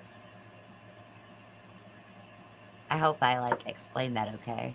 Yeah, I would bet. I would bet if you looked, you'll see a big chunk of those hit songs are like doing minor on their verses and major on their choruses because it is a successful recipe. Like the feel-good chorus after, you know, a little bit of sadness. People want emotion in their music, but at the same time, they don't always want to feel down. So a song that kind of hits you, but then makes you feel better with the right major progression goes a long way. It makes the listener feel like they actually feel better. Oh yeah. Now this next one, Ange, Unless they don't want somebody to feel better. Unless Well- it is a story that you're not made to feel better, you're just made to think. well, yeah, some songs are meant to be sad. The breakup songs. I mean, the breakup songs aren't typically trying to make you feel better. They're trying to bring you into the sadness. All right, here. Who here wants to hear a breakup song? Who here wants to hear a positive, happy song? Yay! Who here wants to just like fucking forget about things and just get into like, dude, this is everyday life and it could be worse. Right? I want to write them all. I know, you never know. I did write a song about cheese already, like going to the grocery store to get cheese. I wrapped my entire grocery list one time, which was a lot of fun. You never know. I heard her sing about cooking chicken. Chicken has been cooked in a song. Dishes have been washed. Yes. Now, this next one is going to talk about something that we have mentioned before, the length of your song. You know, when it comes to commercial hits, it's almost always been a rule that, like, you got to shoot for, like, the 3.5 minute mark. I don't know. I think like the 3-minute mark is a good thing to like go for. But I know a lot of hit songs back in the day, they were actually shorter than that. And that could have been due to advertising. and some of these record labels that we're buying with the independent and not. But yeah, I'm gonna say again, 50s was maybe 2 minutes and 20 seconds were probably the average Yeah. time on a song. And even if and the thing that I loved about the 50s with the songwriting, and everybody's like, the 50s. The only reason I really adore the 50s is a lot of times, even if you don't know that song, you heard it for the very first time, you catch that story. And to me, that's what makes a hit. Yeah, When it you does can se- captivate that story and connect. It does seem like those older songs would connect faster with the audience than some songs today take a moment to actually settle into the listener's ear. And you know the Mr. words. Postman. And you know the words. Even if you've never heard it before, you will catch yourself singing 50 songs. Like if you turn the 50s radio station on, even if you never heard that song before in your life, you will know the words to those songs.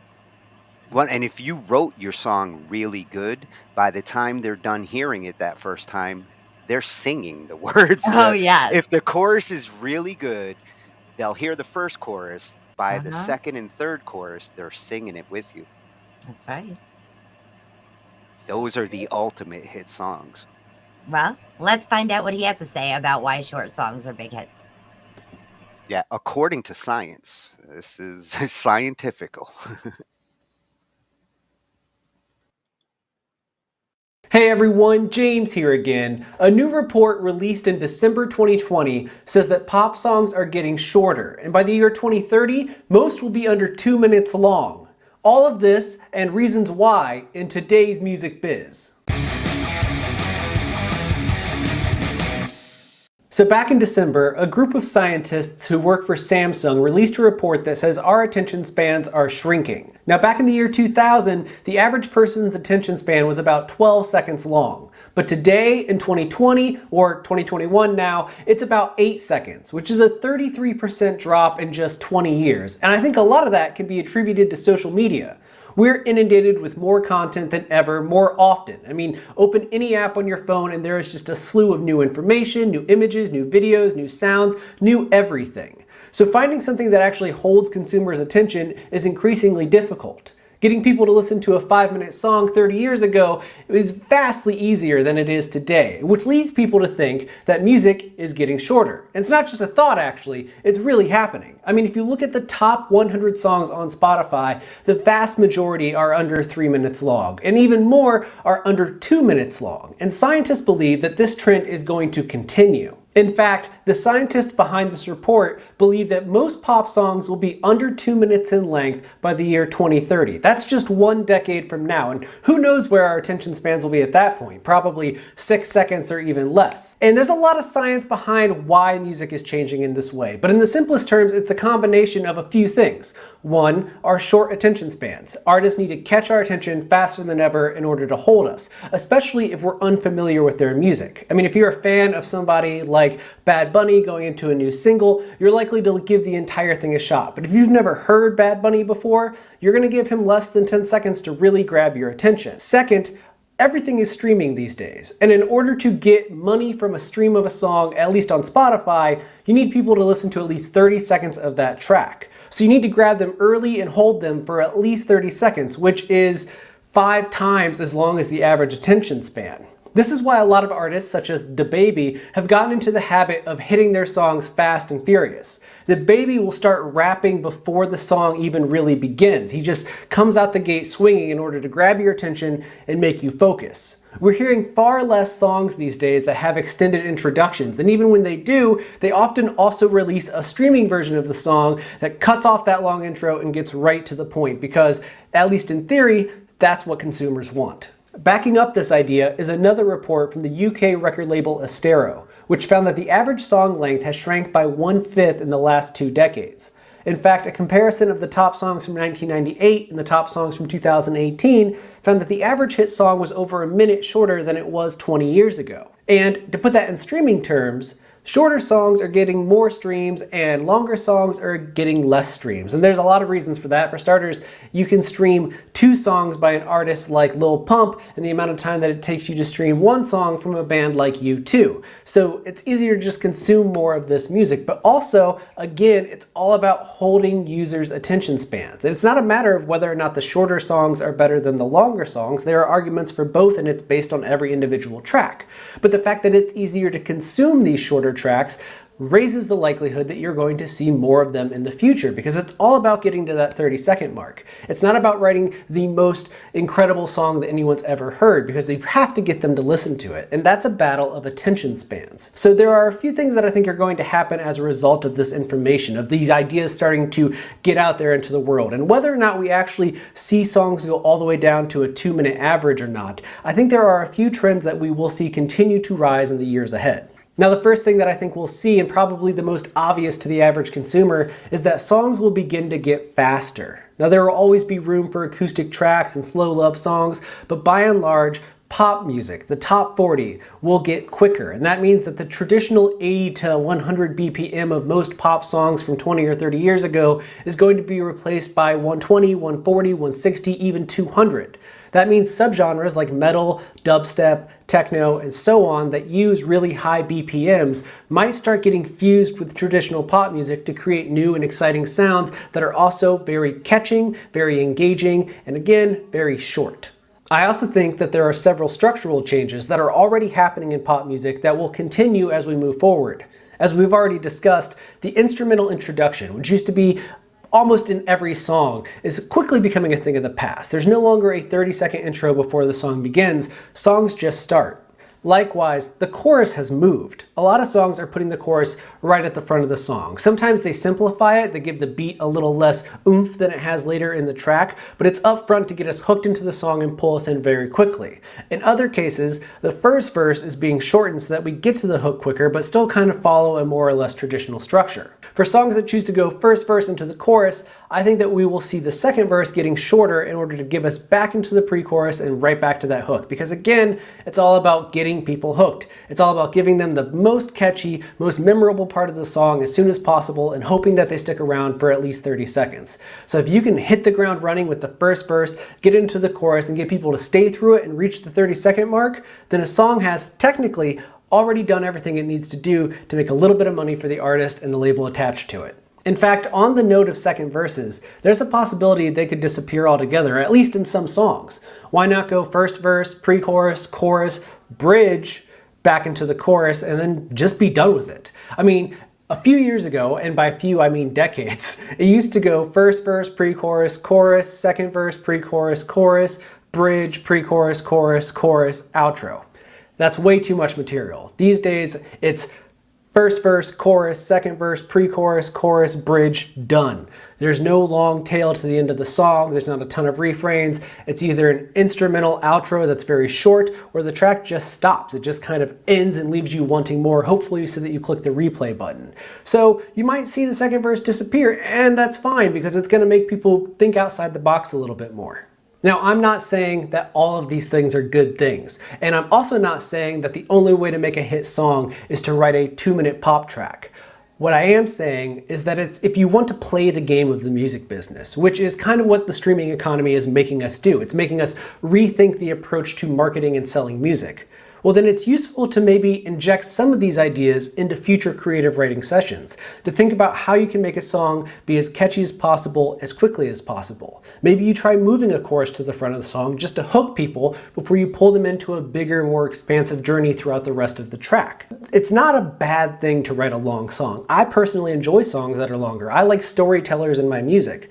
But I also love a really catchy song by someone like DaBaby or Dua Lipa that just hits me with a really great hook, gets me to move my feet, and leaves me reaching for the repeat button. There's no right or wrong way to write a good song. But if you want to play the streaming game and really rack up those numbers and get a lot of people to be clicking replay and not skipping past your songs, then it's useful to use some of the information in this video and some of the knowledge that scientists are gaining by studying our behaviors. And if you want to learn even more about the music business and how it's changing as a result of both the streaming economy, the current coronavirus pandemic, and a million other factors, then click the subscribe button down below, because that is what we do here at Music Biz. My name is James, I'm your guide for the whole thing, and I would be happy if you joined us. So if you haven't done so already, click that subscribe button. And if you have, well then I hope you have a really great week. We're doing a lot of crazy stuff here right now, and I can't wait to share it all with you. And until then, please take care of yourself, because you deserve it. Hey everyone, James here again. A new report released in December 2020 says that pop songs are getting shorter, and by the year 2030, most will be under 2 minutes long. All of this and reasons why in today's music. Oh, it had a little tail going back to the intro there. Well, I gotta say, I think that is clever advertising when somebody does a song Yeah. and only gives, like 30 seconds of play. That is advertising to their other songs. So I think it's clever advertising, because if somebody really likes that song, they'll support you. And in the old days, if you were to tell an artist like they want to submit their tapes to the record execs and get their attention, they got to get them in the first 30 seconds, because those execs don't listen to more than that. And if they actually, do, a lot you're of going to get times it's signed. 10 to 15. I think today is more like 10 to 15 seconds. Yeah. If you don't capture them within the first 10 to 15 seconds, your track sounds like everybody else's. Well, The and music sounds like everybody else's. that You brings need up to a good totally catch question. them there. Is that enough time? You as an artist, is 2 minutes going to be enough time for you to write a song in the future? It is. Yes, I have been able to do it, but I agree on the storytelling. I do like the longer songs as well. I like being able to connect, because my story, my message, my writing could be somebody's handbook in the future. So as far as that goes, like songs, like I said, I like them around 3 minutes, but I'm into a good 7-minute jam too myself, Yeah, my average tends to hit about 4.5 minutes typically. Yeah. Unless it's a really good song. If it has a really strong message to it, if there's a really good story to it, um then it makes you want to listen to find out how the ending is going to happen. Now, I did add those to our notes. Storytelling, lyrics, message, meaning. That's the Ange line. That's right. And make sure you put on there, rules are for fucking breaking. That first intro. Break all the rules, because I don't feel that if you don't have a solid piece of writing, you can really come up with a solid melody or beat or any kind of rhythm to anything. And I think once you have your song written and you have it structured out into how many bars you want in your verses and your chorus and your bridge, then that's when you can actually say this will be a 2-minute song. Yeah, if you can get the best parts of the song out and get it into a lot 2 of minutes. people get paid to write songs. So if you had to write a song in 2 minutes, could you do that? Yes. It is definitely a challenge. I ain't gonna lie. But again, sometimes less is best. So it depends on how you hook in your verses. If you go ahead, you have 4 lines to your verse, and you still want to do 4 lines to your chorus. You can do 4s all the way through. Okay. You do that and your chorus comes in real strong with the meaning to it. Will you still love me tomorrow? All right. Yeah, You can do it. As he was saying, this isn't really him suggesting it because of the music industry so much as the science of our attention spans is a real thing, and this stuff is changing because we're changing. It has to paint a picture. It really has to paint a picture in order to captivate an audience longer than 30 seconds. Yep. You have to have your meaning out there. At Music Biz, At Music Biz over on YouTube. Good channel. Definitely going to be look at like he's got talks about how TikTok broke marketing forever. That's another one that I'm going to be exploring how these streaming networks are changing the shape of music. It's a future episode. But you mentioned uniqueness, Ange. Go figure. You're leading us in. This next one is all about making a unique hit song, which I think is kind of an important ingredient. It's one thing to have a song that sounds familiar, to people. If it sounds like another hit song, you're off to a good start. But if it has a uniqueness in its sound, it's like you wrote the first hit that sounds like that. That's right. I love those. I think that's like where I will sit and I will listen to artists, and there are just certain ones that have that unique sound that no matter what they sing on or what they write, like it's that artist. Well, and what makes like an artist unique? Sometimes it might be the instrument sounds, but most times I think it's the vocal tone, the way a singer sounds. Michael Jackson is unique. Well, even if it's an Yeah. instrumental, it's something that's tickling my ear that I didn't hear before, or that takes me on back in movies and cartoons. A lot of the Disney cartoons, a lot of the instrumentals that were in there, they took you through a stroll, right? Even if it didn't have words, like the melody was unique enough that it carried with you throughout the day. So, just Well, saying. crack that whip and whip it good. Yeah. Shh. We're talking shh. Yes, Whip It was Wednesday. John's reminiscing. Yes. But you writing a unique song, I think a lot of times is talking about a topic or a subject that people either don't, won't, or try and stay away from, like, altogether. And it catches people because it's like, oh, they're talking about this. If you can What write what on is a her name? unique, Joan Osborne, when she did what if God was one of us? Yep. That was a unique hit song because everyone was afraid to write about God, about their faith, about their religion. Sorry, that was just a example. No, it's a good example. At that time, that was out of the box theme. Everybody else was writing about one thing, and she went after something unique. Yes. Today's radio, you listen to it, it's all about like the same topics.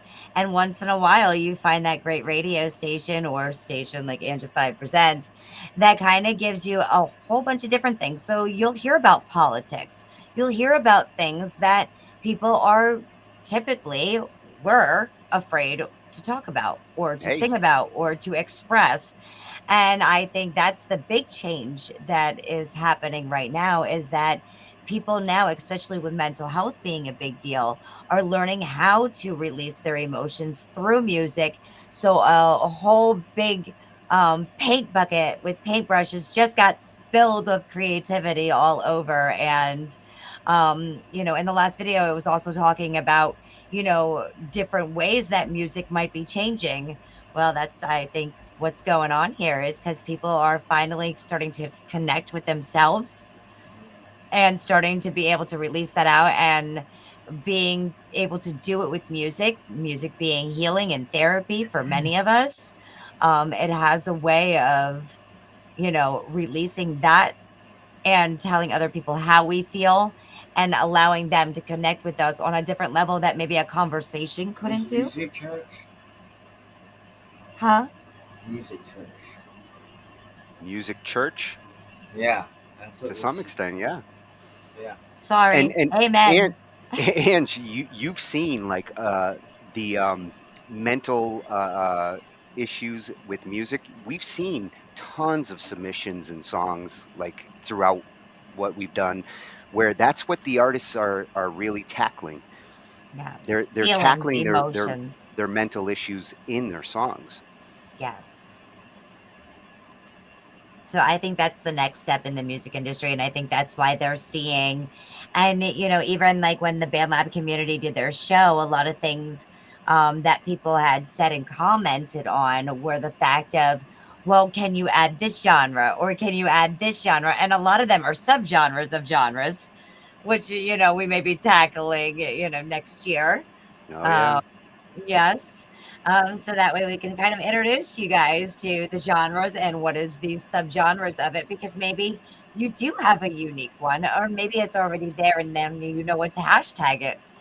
Um, because there are so many genres out there, I think it would honestly be impossible for anyone to list all of them for selection as to what genre is this.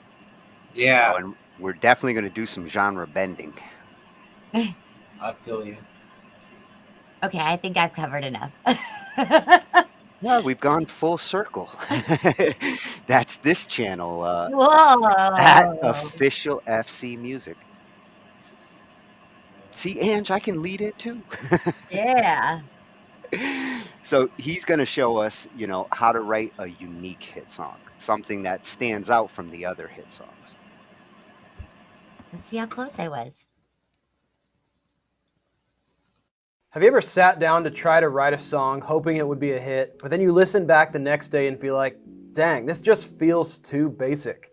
Well, in this video, I'm going to tell you from my own personal experience writing over 1,000 songs, having multiple #1s and Grammy Awards, how to write a hit song without sounding basic or boring. It's really hard, believe me, but I'm going to give you 7 tools to help solve your songwriting problems. Number 1, it's about not being too lyrically on the nose. There's a way to say things simply, and there is a way to say things too obviously. There is a difference. You want to be saying what you want to say without saying it. Sometimes just saying, I love you, is the right thing to say. But most of the time, you want to dig a little deeper and find a way to say it in a little bit different way with more color. There are a lot of ways to say, I love you without saying, I love you. Like, I'm yours, or we were meant to be, or you complete me. Now, none of these are groundbreaking terms in and of themselves, but it's an exercise to show you that sometimes just thinking like a thesaurus is the way to write yourself out of a cliche.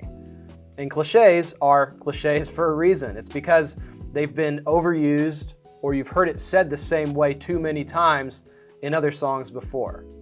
So that's number 1. Number 2, start with a killer melody and find a lyric that fits the melody. This is how pros like Max Martin write. It's all about the sound and feel of the melody, and then finding the right lyrics to fit with those vowel sounds and rhythms that come most naturally to you. Now, this is kind of how I write. I often will just sing sort of nonsense words just to try to find the right melody, like this.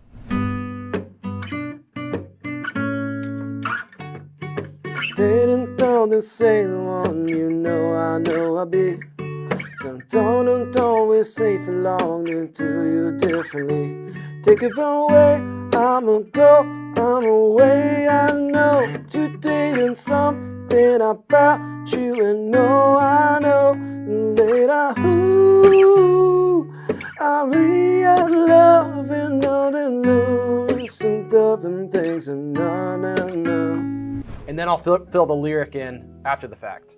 Melody is universal. It doesn't matter what language you speak. It's the melody that carries the feeling and emotion of a song. So if you nail a fresh, simple, compelling melody, then you're 70% of the way there. I always think starting with an amazing melody rather than starting with a lyric and trying to make a melody fit the lyric ends up sounding clunky. That's just my own personal experience. All right, number 3, try writing what I call an emo turn-up. An emo turn-up basically means it's a sad lyric over top of a track that has energy. A great example of this is the song Sorry by Justin Bieber. Using balance is a huge thing in making songs not sound too basic or cheesy. And when I say balance, I mean if the lyric is uber sad, Maybe don't make the track too obviously sad. This song is a sad, sad song.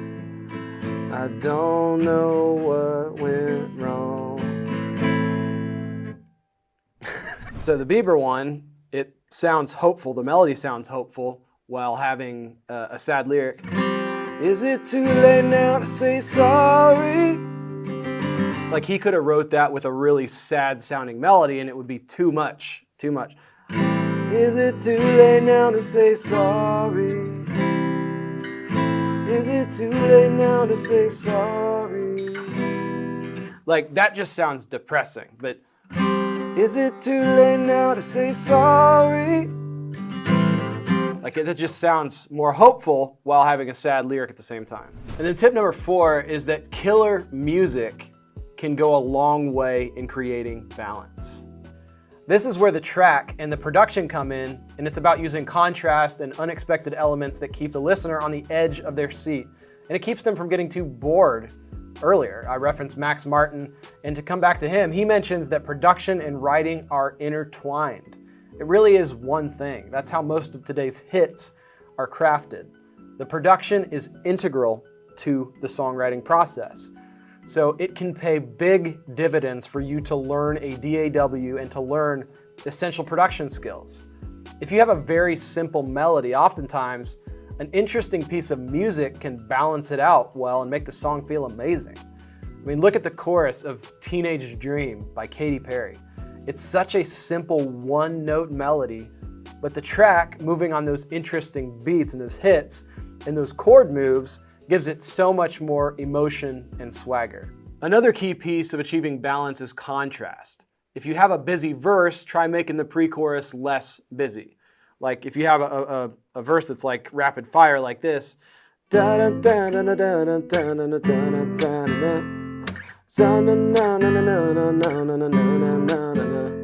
making the pre-chorus more spaced out.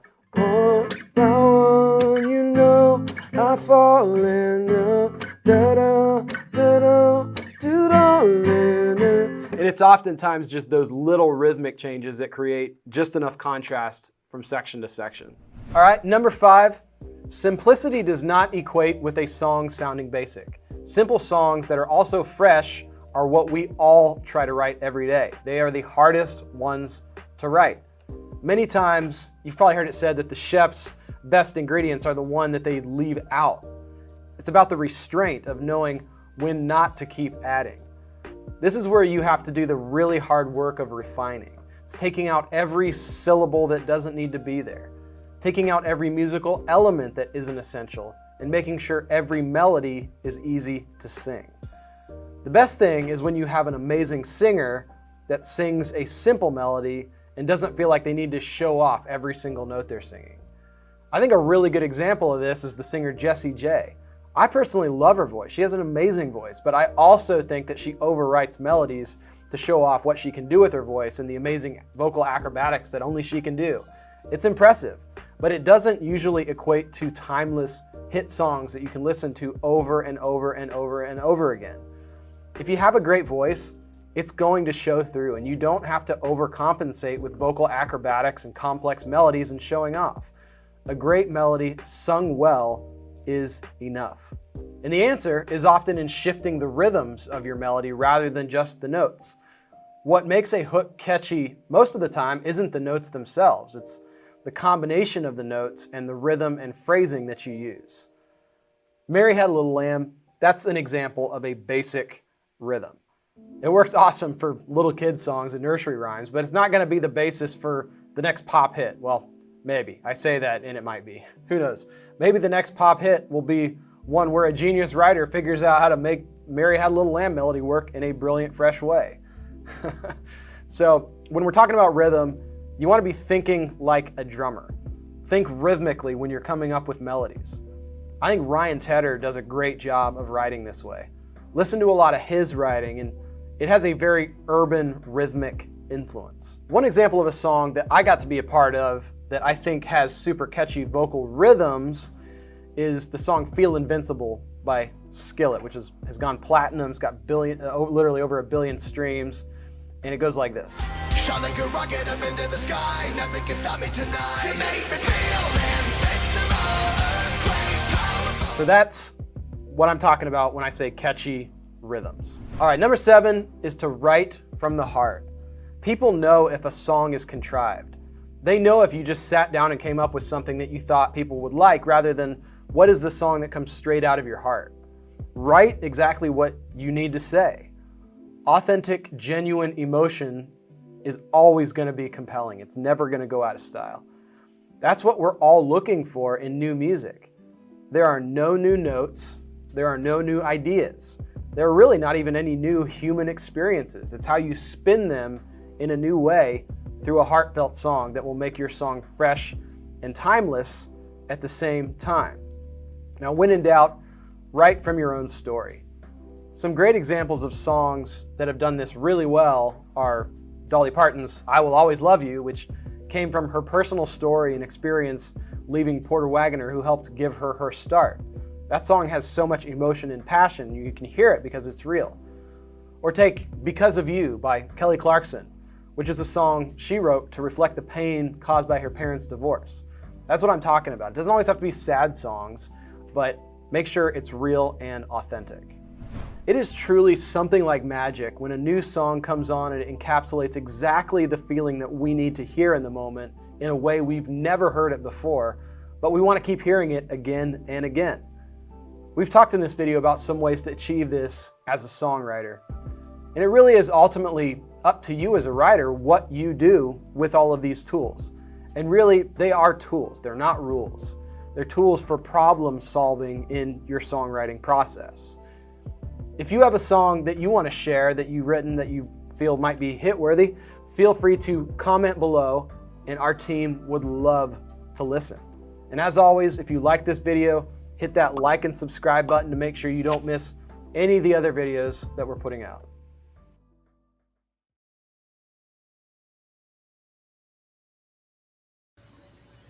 Yes, hit that like, share, and subscribe button. Tools, fuck rules. Sorry. Shh. I did subscribe. I hit like twice on that one. I actually added 3 more notes just from that one alone. The simplicity. Yes, it just has to be a very good laid down track. Well, he mentioned a couple of things that were really important there. Let's see if we can bring that. The genuine, heartfelt suggestion. We talk about that a lot. A lot of those hits are because the artist came out authentic. Mm-hmm. Dolly. Kelly Clarkson has I think when she did the song when she was in American Idol, I don't think there were many dry eyes in the house that night. The way she was able to connect. Oh, Dolly connects with me all the time. Like Dolly also songs. has a very unique voice, so her sound, and I think that's part of the reason too that she was so successful, is because her sound, her presence, is unlike any others. Oh, presence. I think that's worth adding.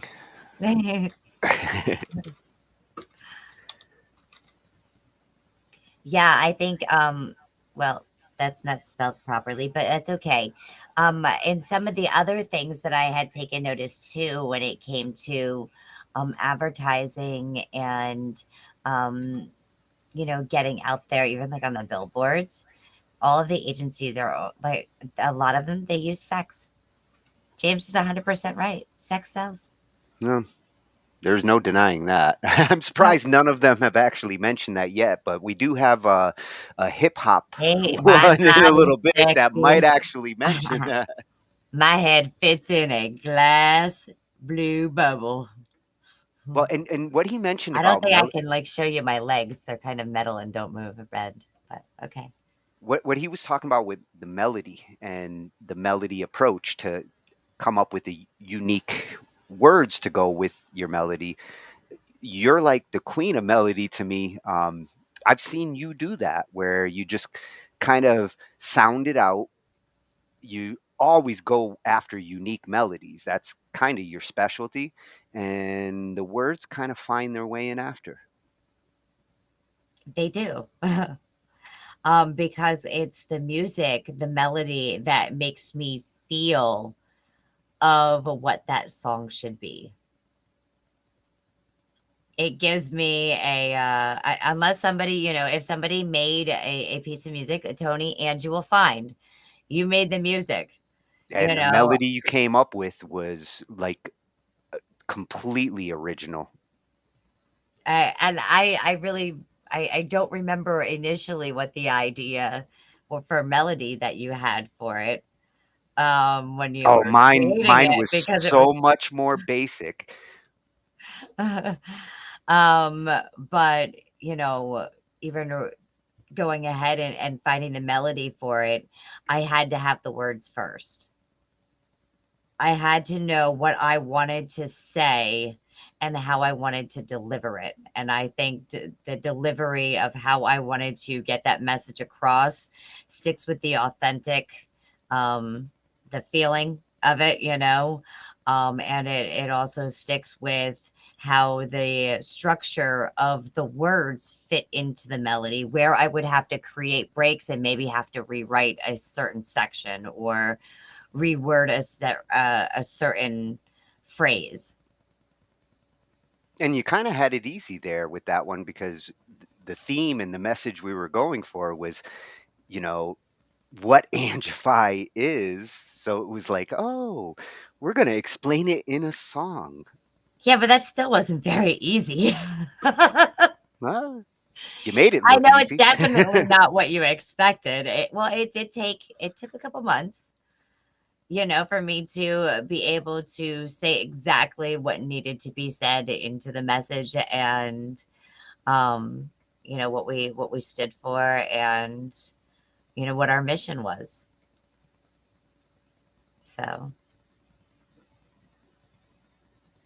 then, Tony, I'm like Yep. slide the beginning all the way down. We're adding 15 collaborators.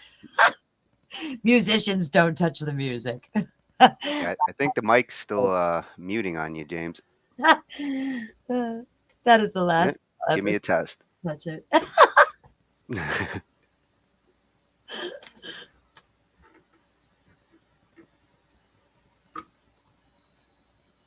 So Well, that last one was at official Full FC Music over on YouTube. Full Circle Music. There you go. Yeah, I don't know why it keeps doing that. I haven't changed anything. Did you have any extra added input? If not, we've come back full circle, Tony. I saw the thumbs up. Yeah. All right. Tools, fuck rules. So the next one comes from my favorite music channel on YouTube, Rick Beato. I was mentioning him to you the other day, and you were like, "Who's Rick Beato?" This is Rick Beato. I've watched this guy before.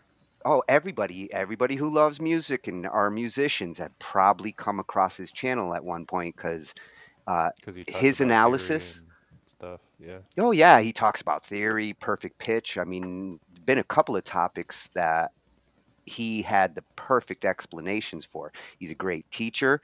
And when it comes to what makes a hit song, he's got a whole playlist, a series of. You know what I think it was? Every hit song from rock from the 70s and 80s, he's covered each one in their own episodes and why they were hits. Nice. I think I was watching him when I was learning about how to compose horror scores. Oh yeah. I saw his movie scoring video too. Well, I want to see how to get over 1 million plays. Hit play, Tone. Yeah, Touch that button. That's Push like the button, Tony. That's like a billion plays. Billion plays. Alright. Yeah. Well, your screen's a little smaller. Like I'm looking at your screen, and it's a little smaller on my end. So, sorry, hard to read. He's going after the big dogs, the ones that have hit a billion How many plays. subscribers? 3 point. 3.56 million and growing every day. Beautiful. 1.2 thousand plays. I'm Oh trying to yeah. blow this up as much But no, as I can. 1.2 thousand videos. Oh, wow. How's that for a change? He's been at it for like 7-8 Wow. years. He's like the Incredible. king of YouTube for me. at Rick Beato. What he's gonna do, what he's gonna be talking about here is what do these 16 classic songs have? Why do they have over 1 billion Spotify plays? That's a major deal. Well, let's check out why. Spotify has 300 plus songs with over 1 billion streams. Out of those, 27 of them are 20 years old or more. So I thought to myself, well, which songs are 30 years old? Meaning, what are the most culturally relevant, timeless songs? That 30-year mark to me is something that's a long time. That's a really long time for a song to be relevant. And I came up with a list of 16 of them, and I'm going to read them off in order of the year that they came out. Number 1 is Bohemian Rhapsody, which came out in 1975. As a matter of fact, it has the most streams of any of these. It's at 1.97 billion streams, almost 2 billion streams on Spotify. Number 2, Hotel California, 1976 it came out. Dreams, Fleetwood Mac came out in 1977. Well, I know why this one is on the list because of the TikTok thing with the guy drinking the ocean spray thing riding his skateboard. That's why that song is on this list. It's not the most popular song on Rumors. I mean, there's many more popular songs than Dreams on Rumors. Dreams is a great song. Don't Stop Me Now, Queen. Okay, there's 2 Queen songs right there. September, Earth, Wind, and Fire. Another one, Bites the Dust, Queen. Back in Black, AC/DC. Okay, so now we're to 1980. So we've had 5 songs in the 70s. We've had a song in 75, 76, 77, 2 in 78, nothing in 79. Okay, so almost every year, starting in 1975, we have a 1 billion play song. Then in 81, we have Don't Stop Believin', Journey. 82, Africa from Toto. 82 also is Billie Jean. And then the third 82 song is Under Pressure, David Bowie and Queen. A lot of Queen songs in here. Then we go to Every Breath You Take in 1983, The Police. 1985, so there's nothing in 84. 1985 is Take On Me by Aha. I just had them in a video the other day. 1986 is Living on a Prayer by Bon Jovi. 1990, so we have a big gap there between 86 and 1990. 1990, Thunderstruck, AC/DC.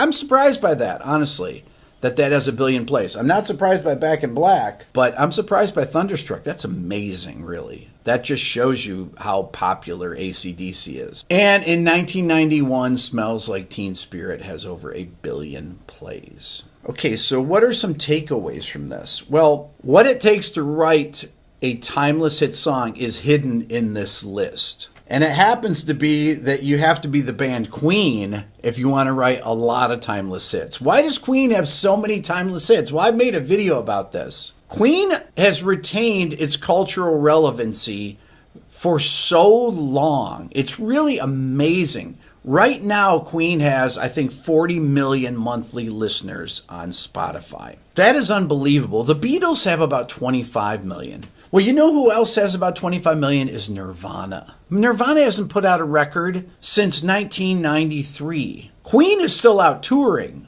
Queen had a biopic that came out a few years ago, the Bohemian Rhapsody movie. Not surprising that put them back into the spotlight. But they also are touring.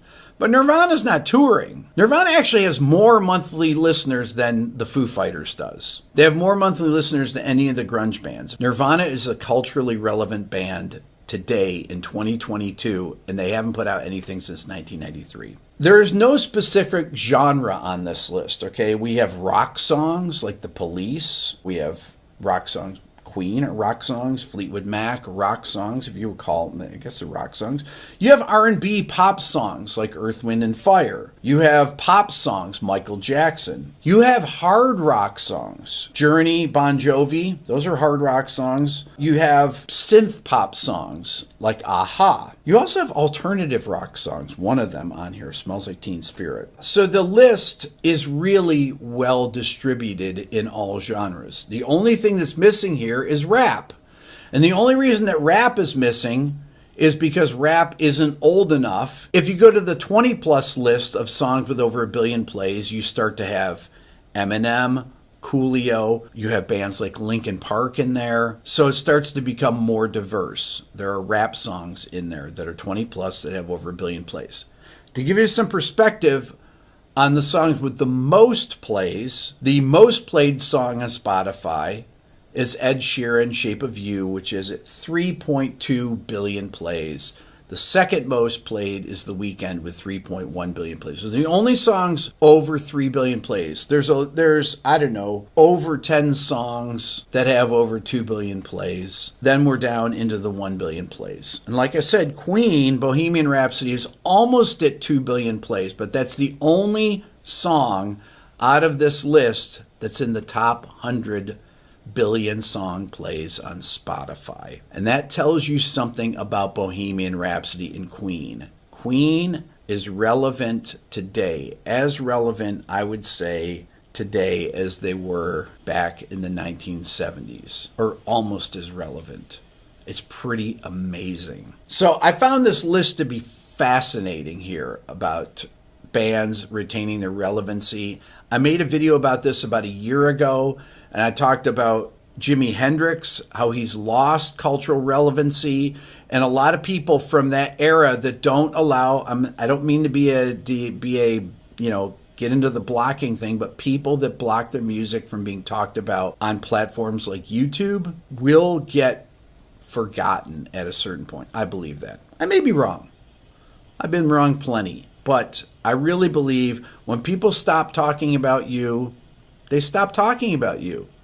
And you just see this as these people, these bands, you just look at how many monthly listeners they have, because that tells you how actively people are going out there listening to music. One other thing to think about is why aren't there songs that are older than Bohemian Rhapsody that have 1 billion plays, like Beatles songs or Rolling Stones songs? Is it because those people haven't adopted Spotify? Yes. Is it because maybe there's not all those people are living anymore?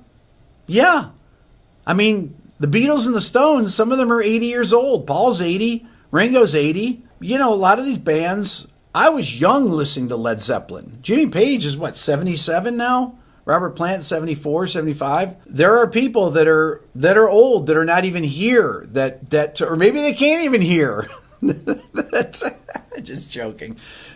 I'm not joking, actually. Maybe they can't even hear it, or maybe they just don't know how to work Spotify and they're not listening to Spotify. So there is something to that. But maybe there are just not as many people that are engaged in music of that generation anymore into listening to it in that way. So something to think about. Love to know your thoughts. Leave them in the comments. If you're a first-time viewer here, hit the subscribe button. If you watch regularly and haven't subscribed, do it. Thanks so much for watching. Oh, and I like so much, I've subscribed to him on every one of my YouTube profiles. So he hit a couple interesting points on that.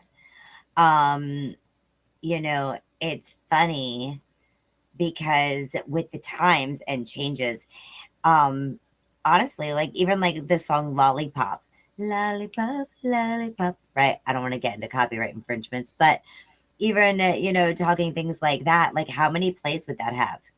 Seriously, it was in the movie Stand By Me, and how many times was Stand By Me viewed? Okay, so you want to talk about views and numbers, there's where there could be a difference on how many times it could have actually been played had Spotify been around at the time when they were out. Yeah, that's one thing he didn't actually mention too much of was the movie impact on some of those songs he mentioned. Big in movies, Bohemian Rhapsody. There's no denying Wayne's World. Totally blew that song up. And I think they also set the almost like the music video for Queen because, with the Wayne's World video and the way that they did that in the car, Mike Myers. Well, the way that, that was all done in the car, it was an everlasting thought. So anytime anybody thinks of Bohemian Rhapsody, it automatically puts them to that movie. They think a teenage stoner's head bobbing in the car. Yes. And There's AC/DC, another thing though. Thunderstruck. There Thunderstruck ended well, up being before we hit that, Iron before Man's song. oh yeah, absolutely. Ozzy Iron Man. Uh-huh. Yep.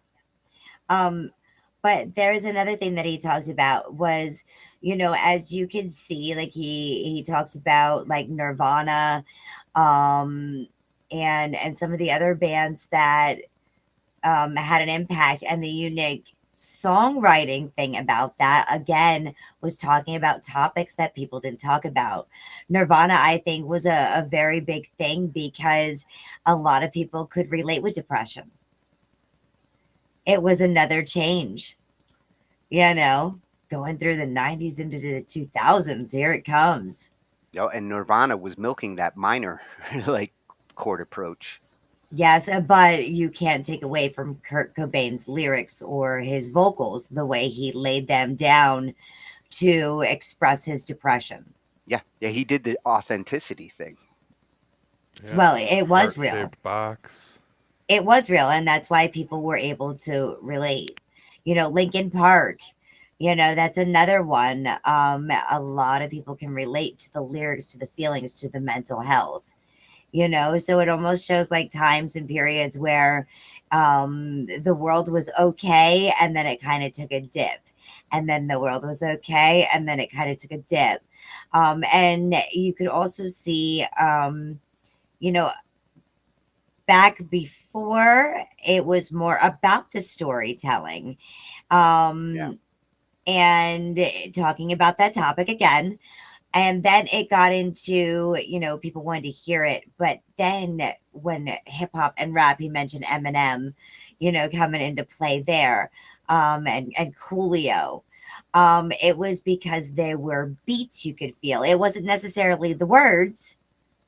Now it kind of, it was the hook word in it. Okay.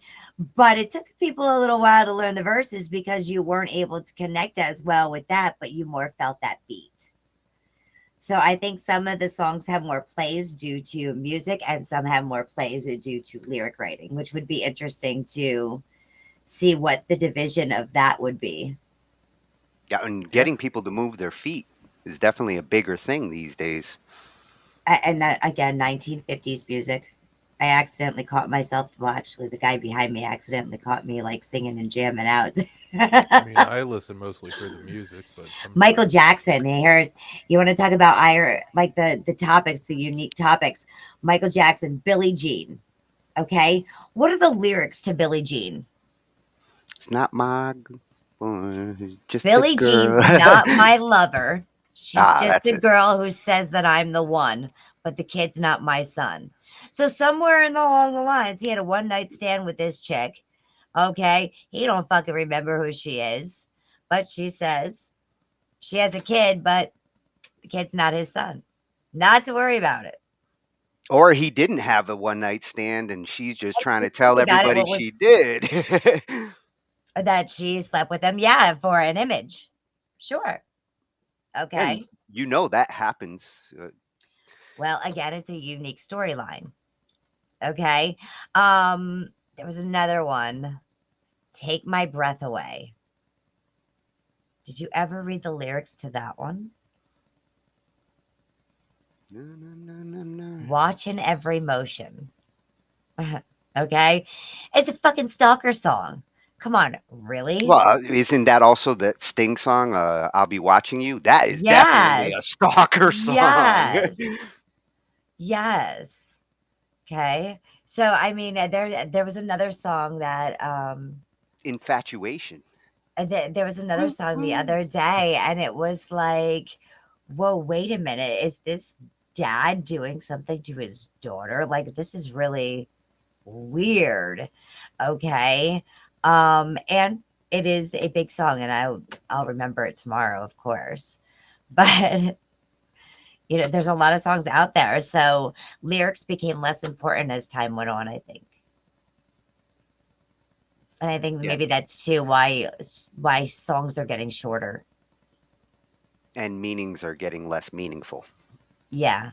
And people are getting sloppy. Instead of thinking it out, and actually putting thought into it. They're just jumping on a beat saying, I got this. You know, think about it. Like, listen to it a couple of times without throwing anything down. If you don't have anything on it, like, listen to it a couple of times, especially if you want to publish it out. If you're just like playing around and jamming, like, that's one thing. Have fun. But if you plan on doing something with it, listen to it a couple of times, just the melody alone. Like that other YouTube that Tony showed a little bit earlier. That melody alone can tell you less is best, where to put your lyrics to drive that meaning in, especially if you're only allowed 2 minutes and 20 seconds. Yeah. And God, take away my threes. if you want to write a hit song, like all the ones we've been looking at and how to write a hit song, ask yourself what kind of hit song, because what Rick was talking about there was timeless hit songs. Most of those were over 20 years old. These And are most of songs those were that in stand that. movies. Well, that's how you write a good song that can go generations. Eventually, they're going to make a movie and they're going to say, you know what? Thunderstruck. We're going to play that when Iron Man flies in. AC/DC made a killing when that movie came out. Yes. But AC/DC also is a timeless band. Yeah. You know, it was a band that went the distance. And a lot of artists, especially if they want to be serious in the music industry, have to be prepared to go the distance. Don't think, you know, back in the day, you went to the music store, you bought a cassette tape, right? Bought a CD, right? Bought an MP3. Right. I Now never we pay bought an subscriptions to MP3. Spotify and all these Except for other, you know, before my places time. that have the music on for distribution, right? But back in the day, if there was one song, you paid for a whole album. Now you don't Unless get that you bought the 45. opportunity. But artists were able to make money that way. These days, it's harder for artists to make Right. albums You could because just have even that hit one song on song, the album, you know. they have that one hit song on that album, but you never know. Maybe like 2 years down the line, you know, people are listening to it, and that album was so cohesive, and they didn't hear it at first, that another song becomes a little bit more familiar to them, and then that song ends up turning out to be, you know, their hit. Yeah. And a lot of record companies, when they would be trying to promote an artist, needed to have at least a couple of hit songs on that album to know they could push the whole album, to push a tour. You got to have at least a couple of songs on that album. One good song on the album did not necessarily sell an album. Correct. And usually, like, your first, your last, and somewhere in between the middle is the hit songs. And if you were smart, you threw like a ballad in. That was kind of a rule in the 80s bands. You got to have at least one ballad on the album. Home Sweet Home. Yeah. And Yes. the Japanese bonus track. A Japanese bonus track. Yeah, that is that's a the thing. thing. Do you know what? I think out of It all the is. bonus tracks, I Green used Day to know the reason still for it, but I captures my forget. heart on that one. You know, I don't think there was back in the day, you know, on the CDs they had those hidden tracks, you know, and it was really cool because a lot of times you fell asleep to the music. Well, I did anyway. I always had my CDs going, you know, and I'd fall asleep to the music, and maybe that's why I need lullabies now. Anyways, sorry, working out some childhood problems. Sorting it out. So, Tea but goat. I would fall asleep, and it was really cool to, you know, hear something completely like random that you fall asleep and then you're like, what the hell is that? You know, those feelings that you didn't get them too often, but when you got them, it was kind of cool. So I thank you, Green Day. Especially to hear something Blame it like on that. You Green didn't wake Day. up bad. You didn't wake up mad. You didn't wake up shocked. You woke up and you're like laughing. Because literally you were a teenager waking up all by yourself. I didn't Anyways. sleep as a teenager. There you go. There's another hit by Green Day that they probably don't even realize was a hit. So I did mention we have one that actually is rap orientated, Yeah. which surprisingly, like from what Rick was saying, like rap is still kind of too new to really have had the impact on Billboard charts the way that these other hits have and sales. It's still an emerging market. We kind of gotten used to it because it's been around since the 80s for us, but it hasn't really saturated the market as much as it seems. Well, I think with rap, it's still finding subgenres. And, as rap has progressed, it's looking for that subgenre that is going to capture this generation and the next. And catapult it into like Billboard's attention. Correct. Because, if you really think about it, it came into the rap game, of course, you had Eminem, you had Big Pun, Biggie Smalls, Tupac, Coolio, Run DMC, you had some amazing rap hip hop artists.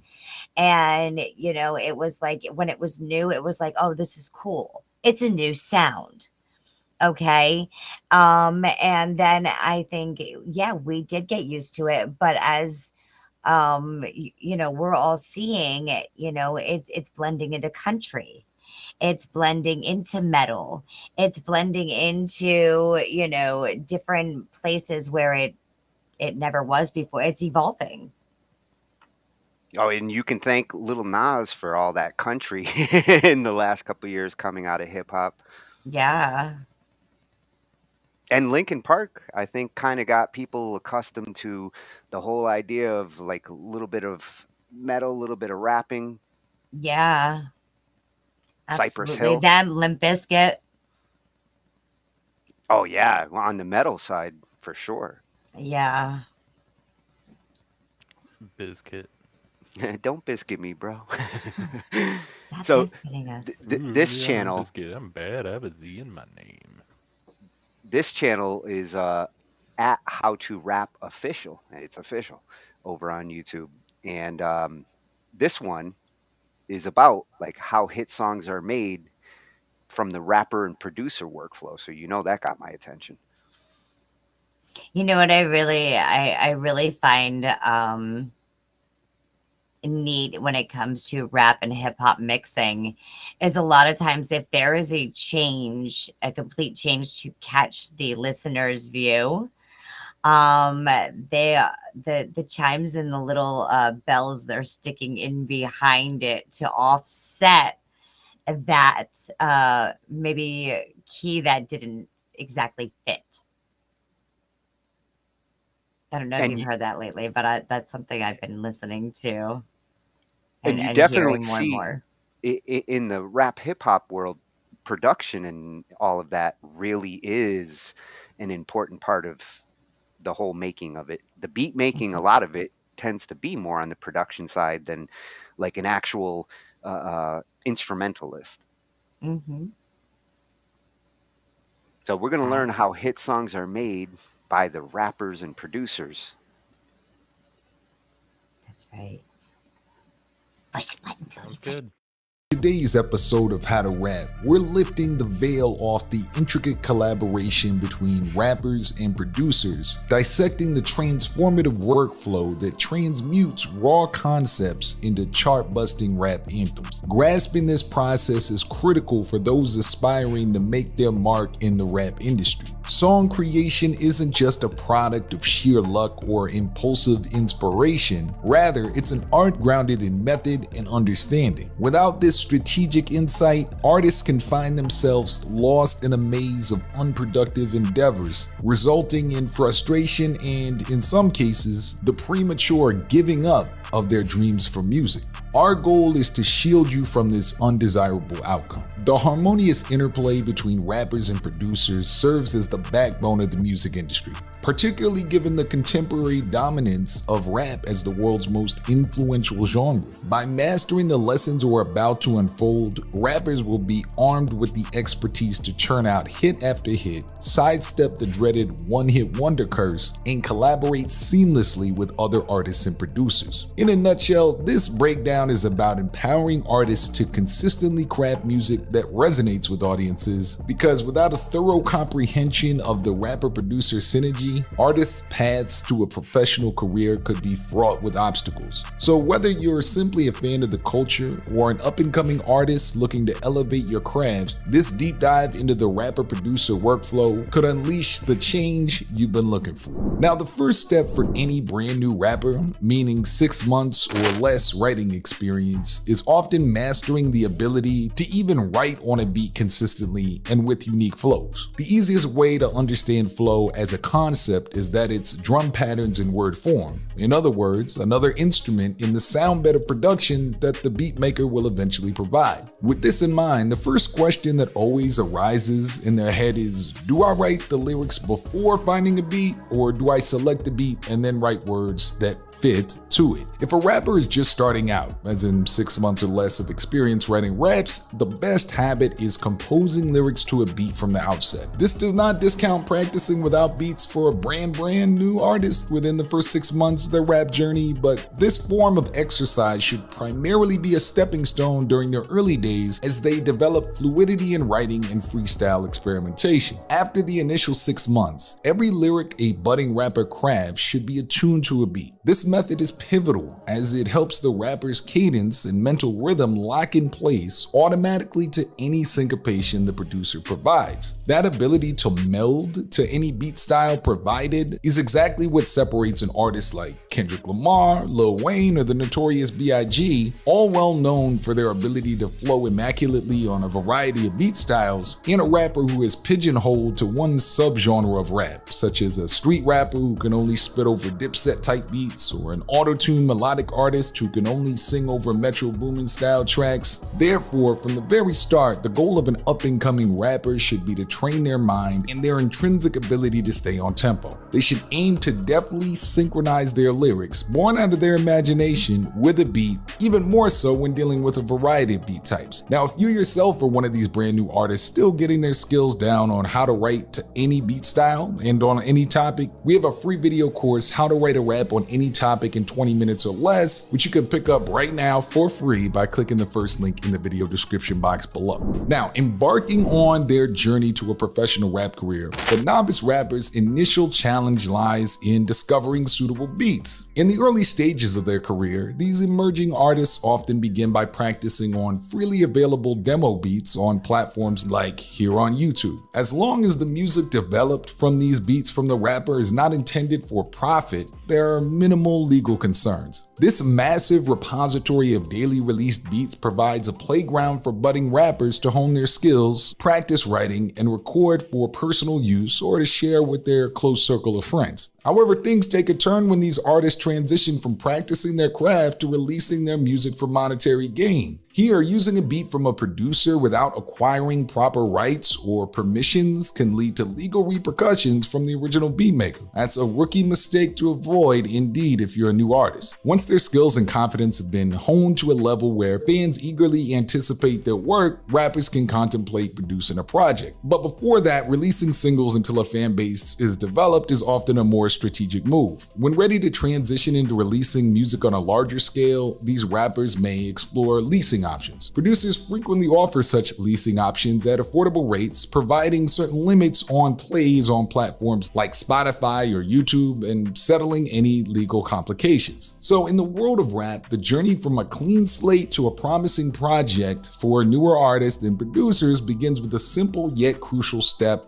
finding and securing the right beats and the legal ramifications around it. Now, navigating the intricate world of beats is an art within itself, often leaving artists wondering how to select the right one. In the realm of rap, this decision carries significant weight. So let's take an in-depth look at how intermediate to advanced rappers with 2 or more years experience under their belt approach this decision. The first step lies in understanding the target market or fan base and what they're likely to enjoy. Now, this may sound intricate, but it's often often as simple as internalizing the vibe of a song. Does it resonate as a radio hit, a street anthem, or an emo track? If you yourself are a rapper or just a fan of rap music, you can pretty much always intuitively grasp the type of audience that a particular beat would appeal to, what emotion it might evoke, where it would be played, and what responses it might trigger in listeners. This recognition of the emotional undertone of a beat forms a fundamental part of the rapper's workflow. It's worth noting, however, that an artist's personal emotional state can also guide their choice of beats. Their life phase, emotional resonance, or personal circumstances can significantly influence that selection. For instance, Kendrick Lamar's Damn album demonstrates this connection very vividly. Tracks like Humble, Loyalty, and DNA reflect a certain emotional state he was in at the time, possibly feeling underestimated or a desire to see more authenticity in the culture, and that came out in the beat selection and the musical sound bed of that album. Conversely, To Pimp a Butterfly shows a different set of emotions, reflecting more on social consciousness and Black identity echoed in the jazzy beats and politically charged narratives in the songs. So rappers either hear a beat and reverse engineer the emotions it evokes, leading to the crafting of a song, or they could be experiencing a particular emotion or set of emotions and seek out beats that resonate with that current state. This interaction with beats can be seen, for example, in Jay-Z's experience while working on The Blueprint. The soulful samples brought in by Kanye West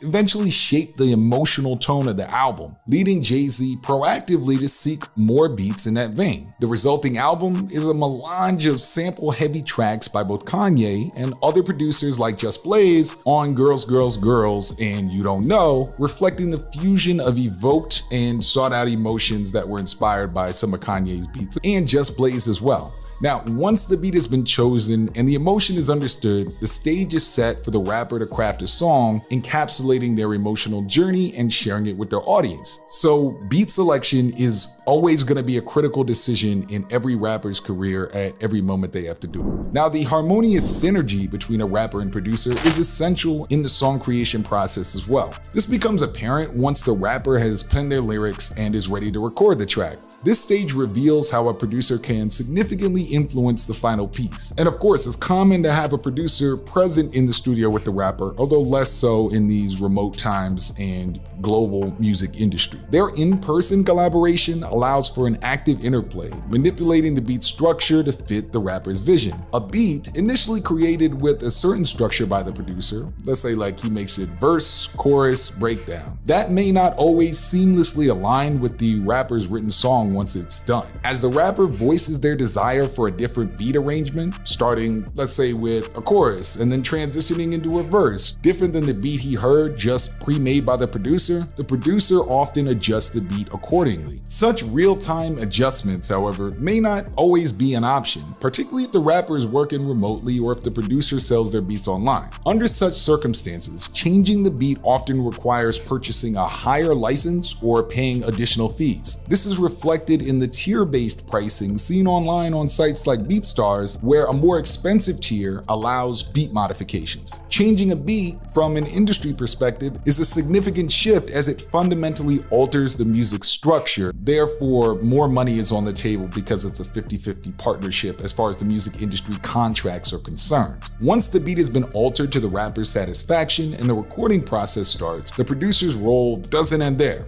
They usually continue to mold the final track, adding subtle touches such as dropping a beat during a hard-hitting line or making minor modifications to enhance the overall impact of the song. But in cases where the producer is absent from the recording process, altering the beat structure can be more challenging and costly. High-profile producers may even express their dissatisfaction if they feel like their beat has been tampered with without their direct involvement, leading to possible friction, such as well-known concerns voiced by producers such as Metro Boomin and Young Chop. This symbiotic relationship between the rapper and their producer, either in person or remotely, is instrumental in shaping the final song. It's a dynamic process that involves creative cooperation, sometimes legal negotiation, and mutual respect for each other's creative spaces. The producer, in this sense, is not merely a beat creator, but an integral part of the song creation process, helping the rapper's vision come to life. Now, once a song is recorded, the creative process is far from over. The next stage often involves an audio engineer, either remotely or in person, who brings their unique flavor to the song. In the rap world, the engineer's role goes beyond just cleaning up the audio or ensuring proper sound quality.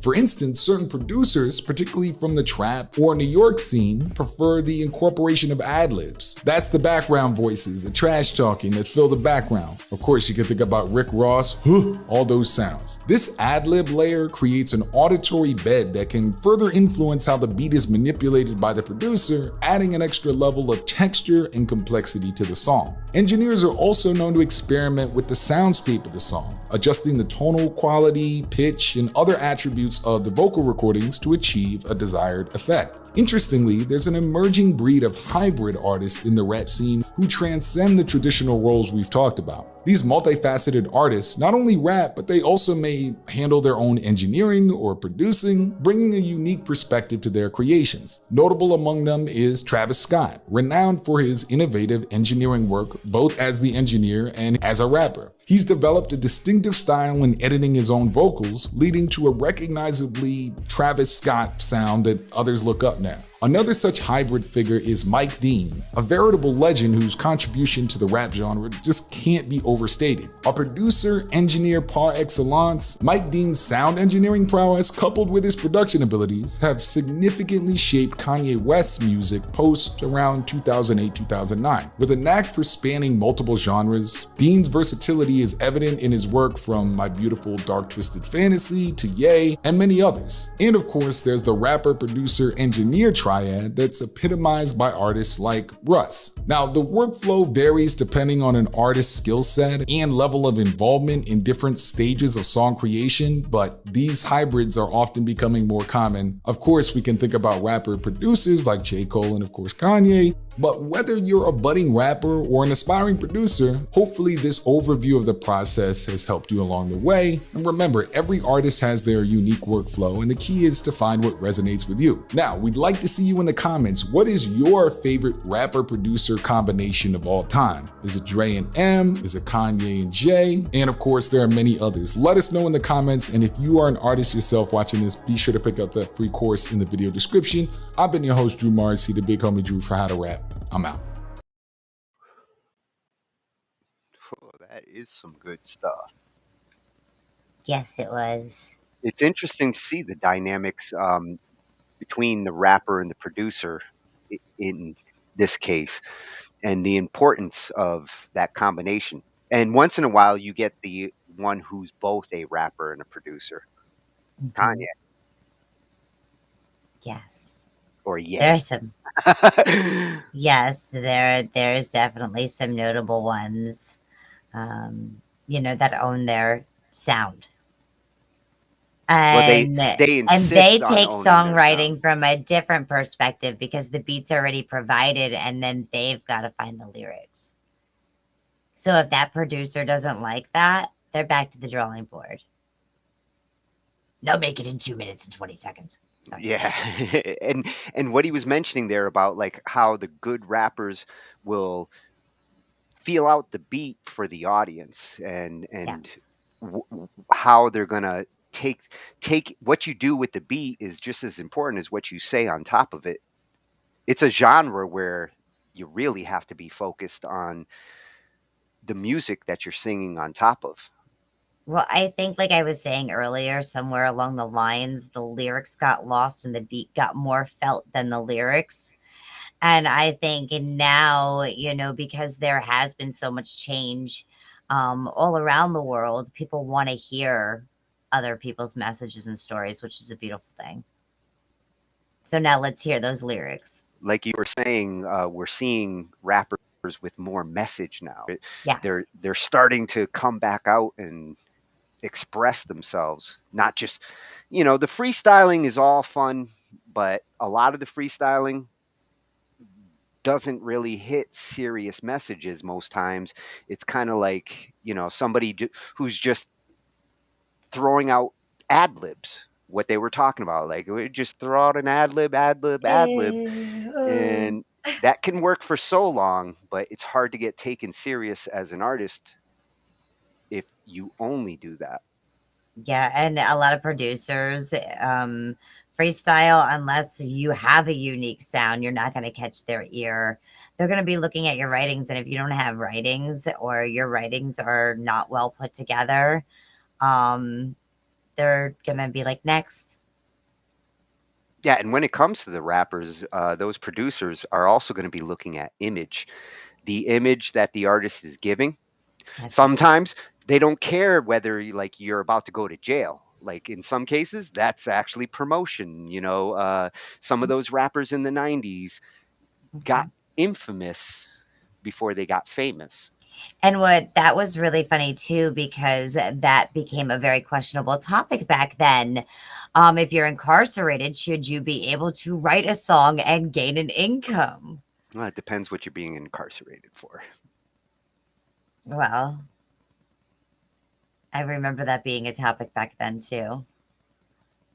But well, yeah, the dude that was and I have to say like producer artist that stands out between the 90s, and you don't hear too much of him anymore, but that had to be Puff Daddy.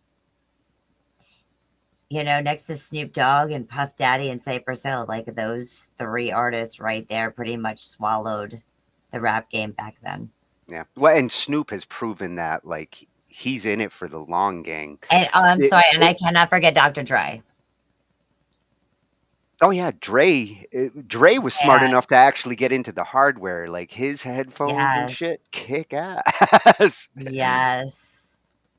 I cannot leave out Dr. Dre. My bad. But yeah, it is very nice to hear a lot of more positive messages, spiritual messages coming through, with the rap now, and being able to actually understand the lyrics, being able to, understand the messages.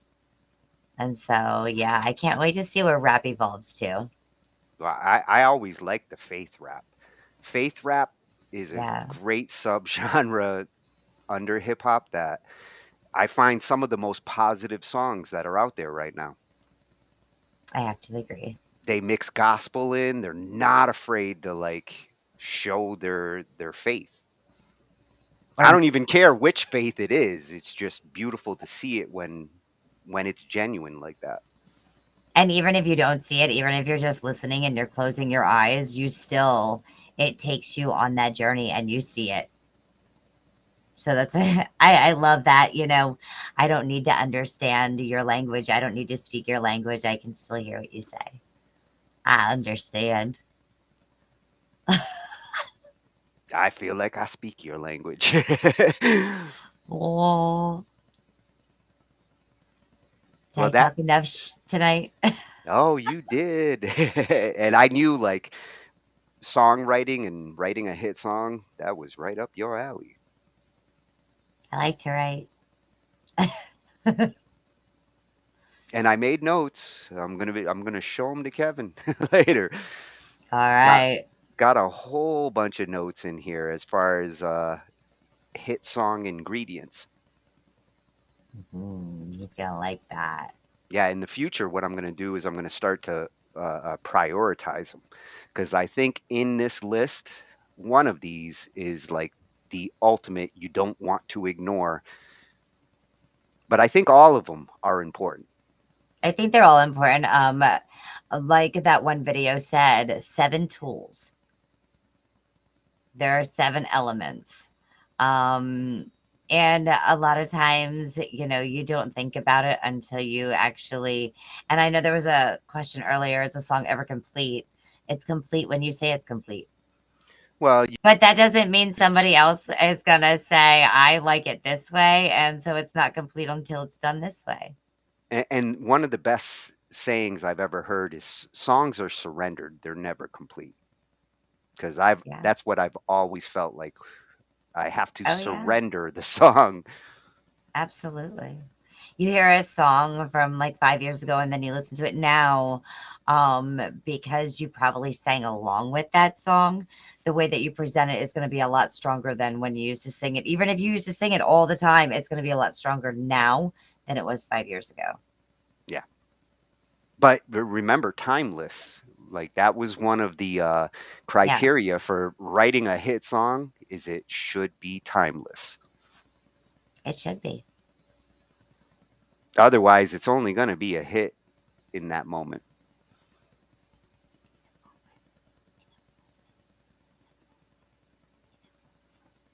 That was an awesome show. Thank you, James. Thank you, Ange, for joining us. The two of you are almost as tall as Glenn. Man. Well, I was hoping that, like, at least my face would be somewhat as big as his.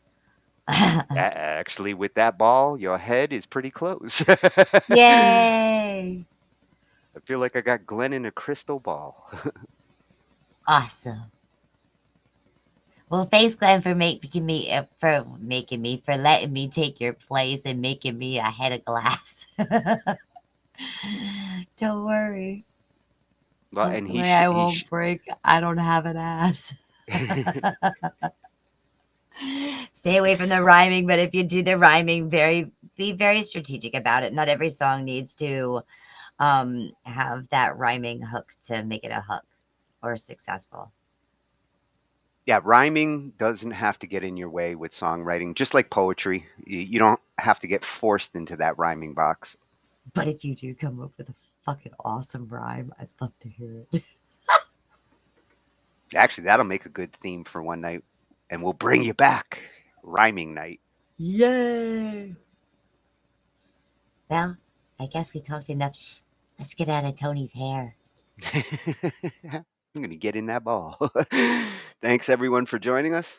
James, awesome to have you. And Glenn will be back next week, and we'll be talking some more. Talk more IT. That's the shit. Good night, everyone.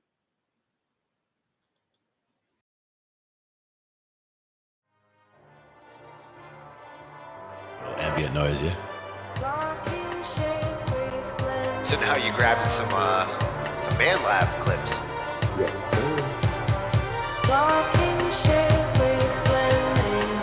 Now for me, that would also be something where I would use like volume automation and like bring that from the bottom, like bring it in and then bring it back out. And these are the kinds of sounds you can stretch.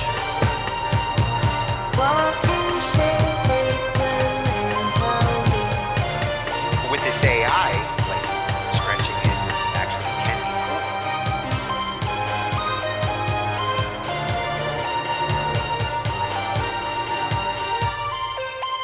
Oh, that was perfect for the interlude too. Ends it right in the right I didn't spot. even notice. 40. I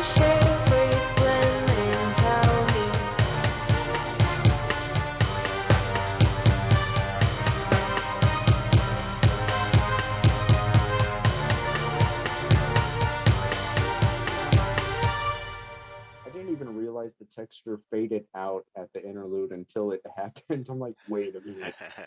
Sometimes you just, it was just meant to be that way.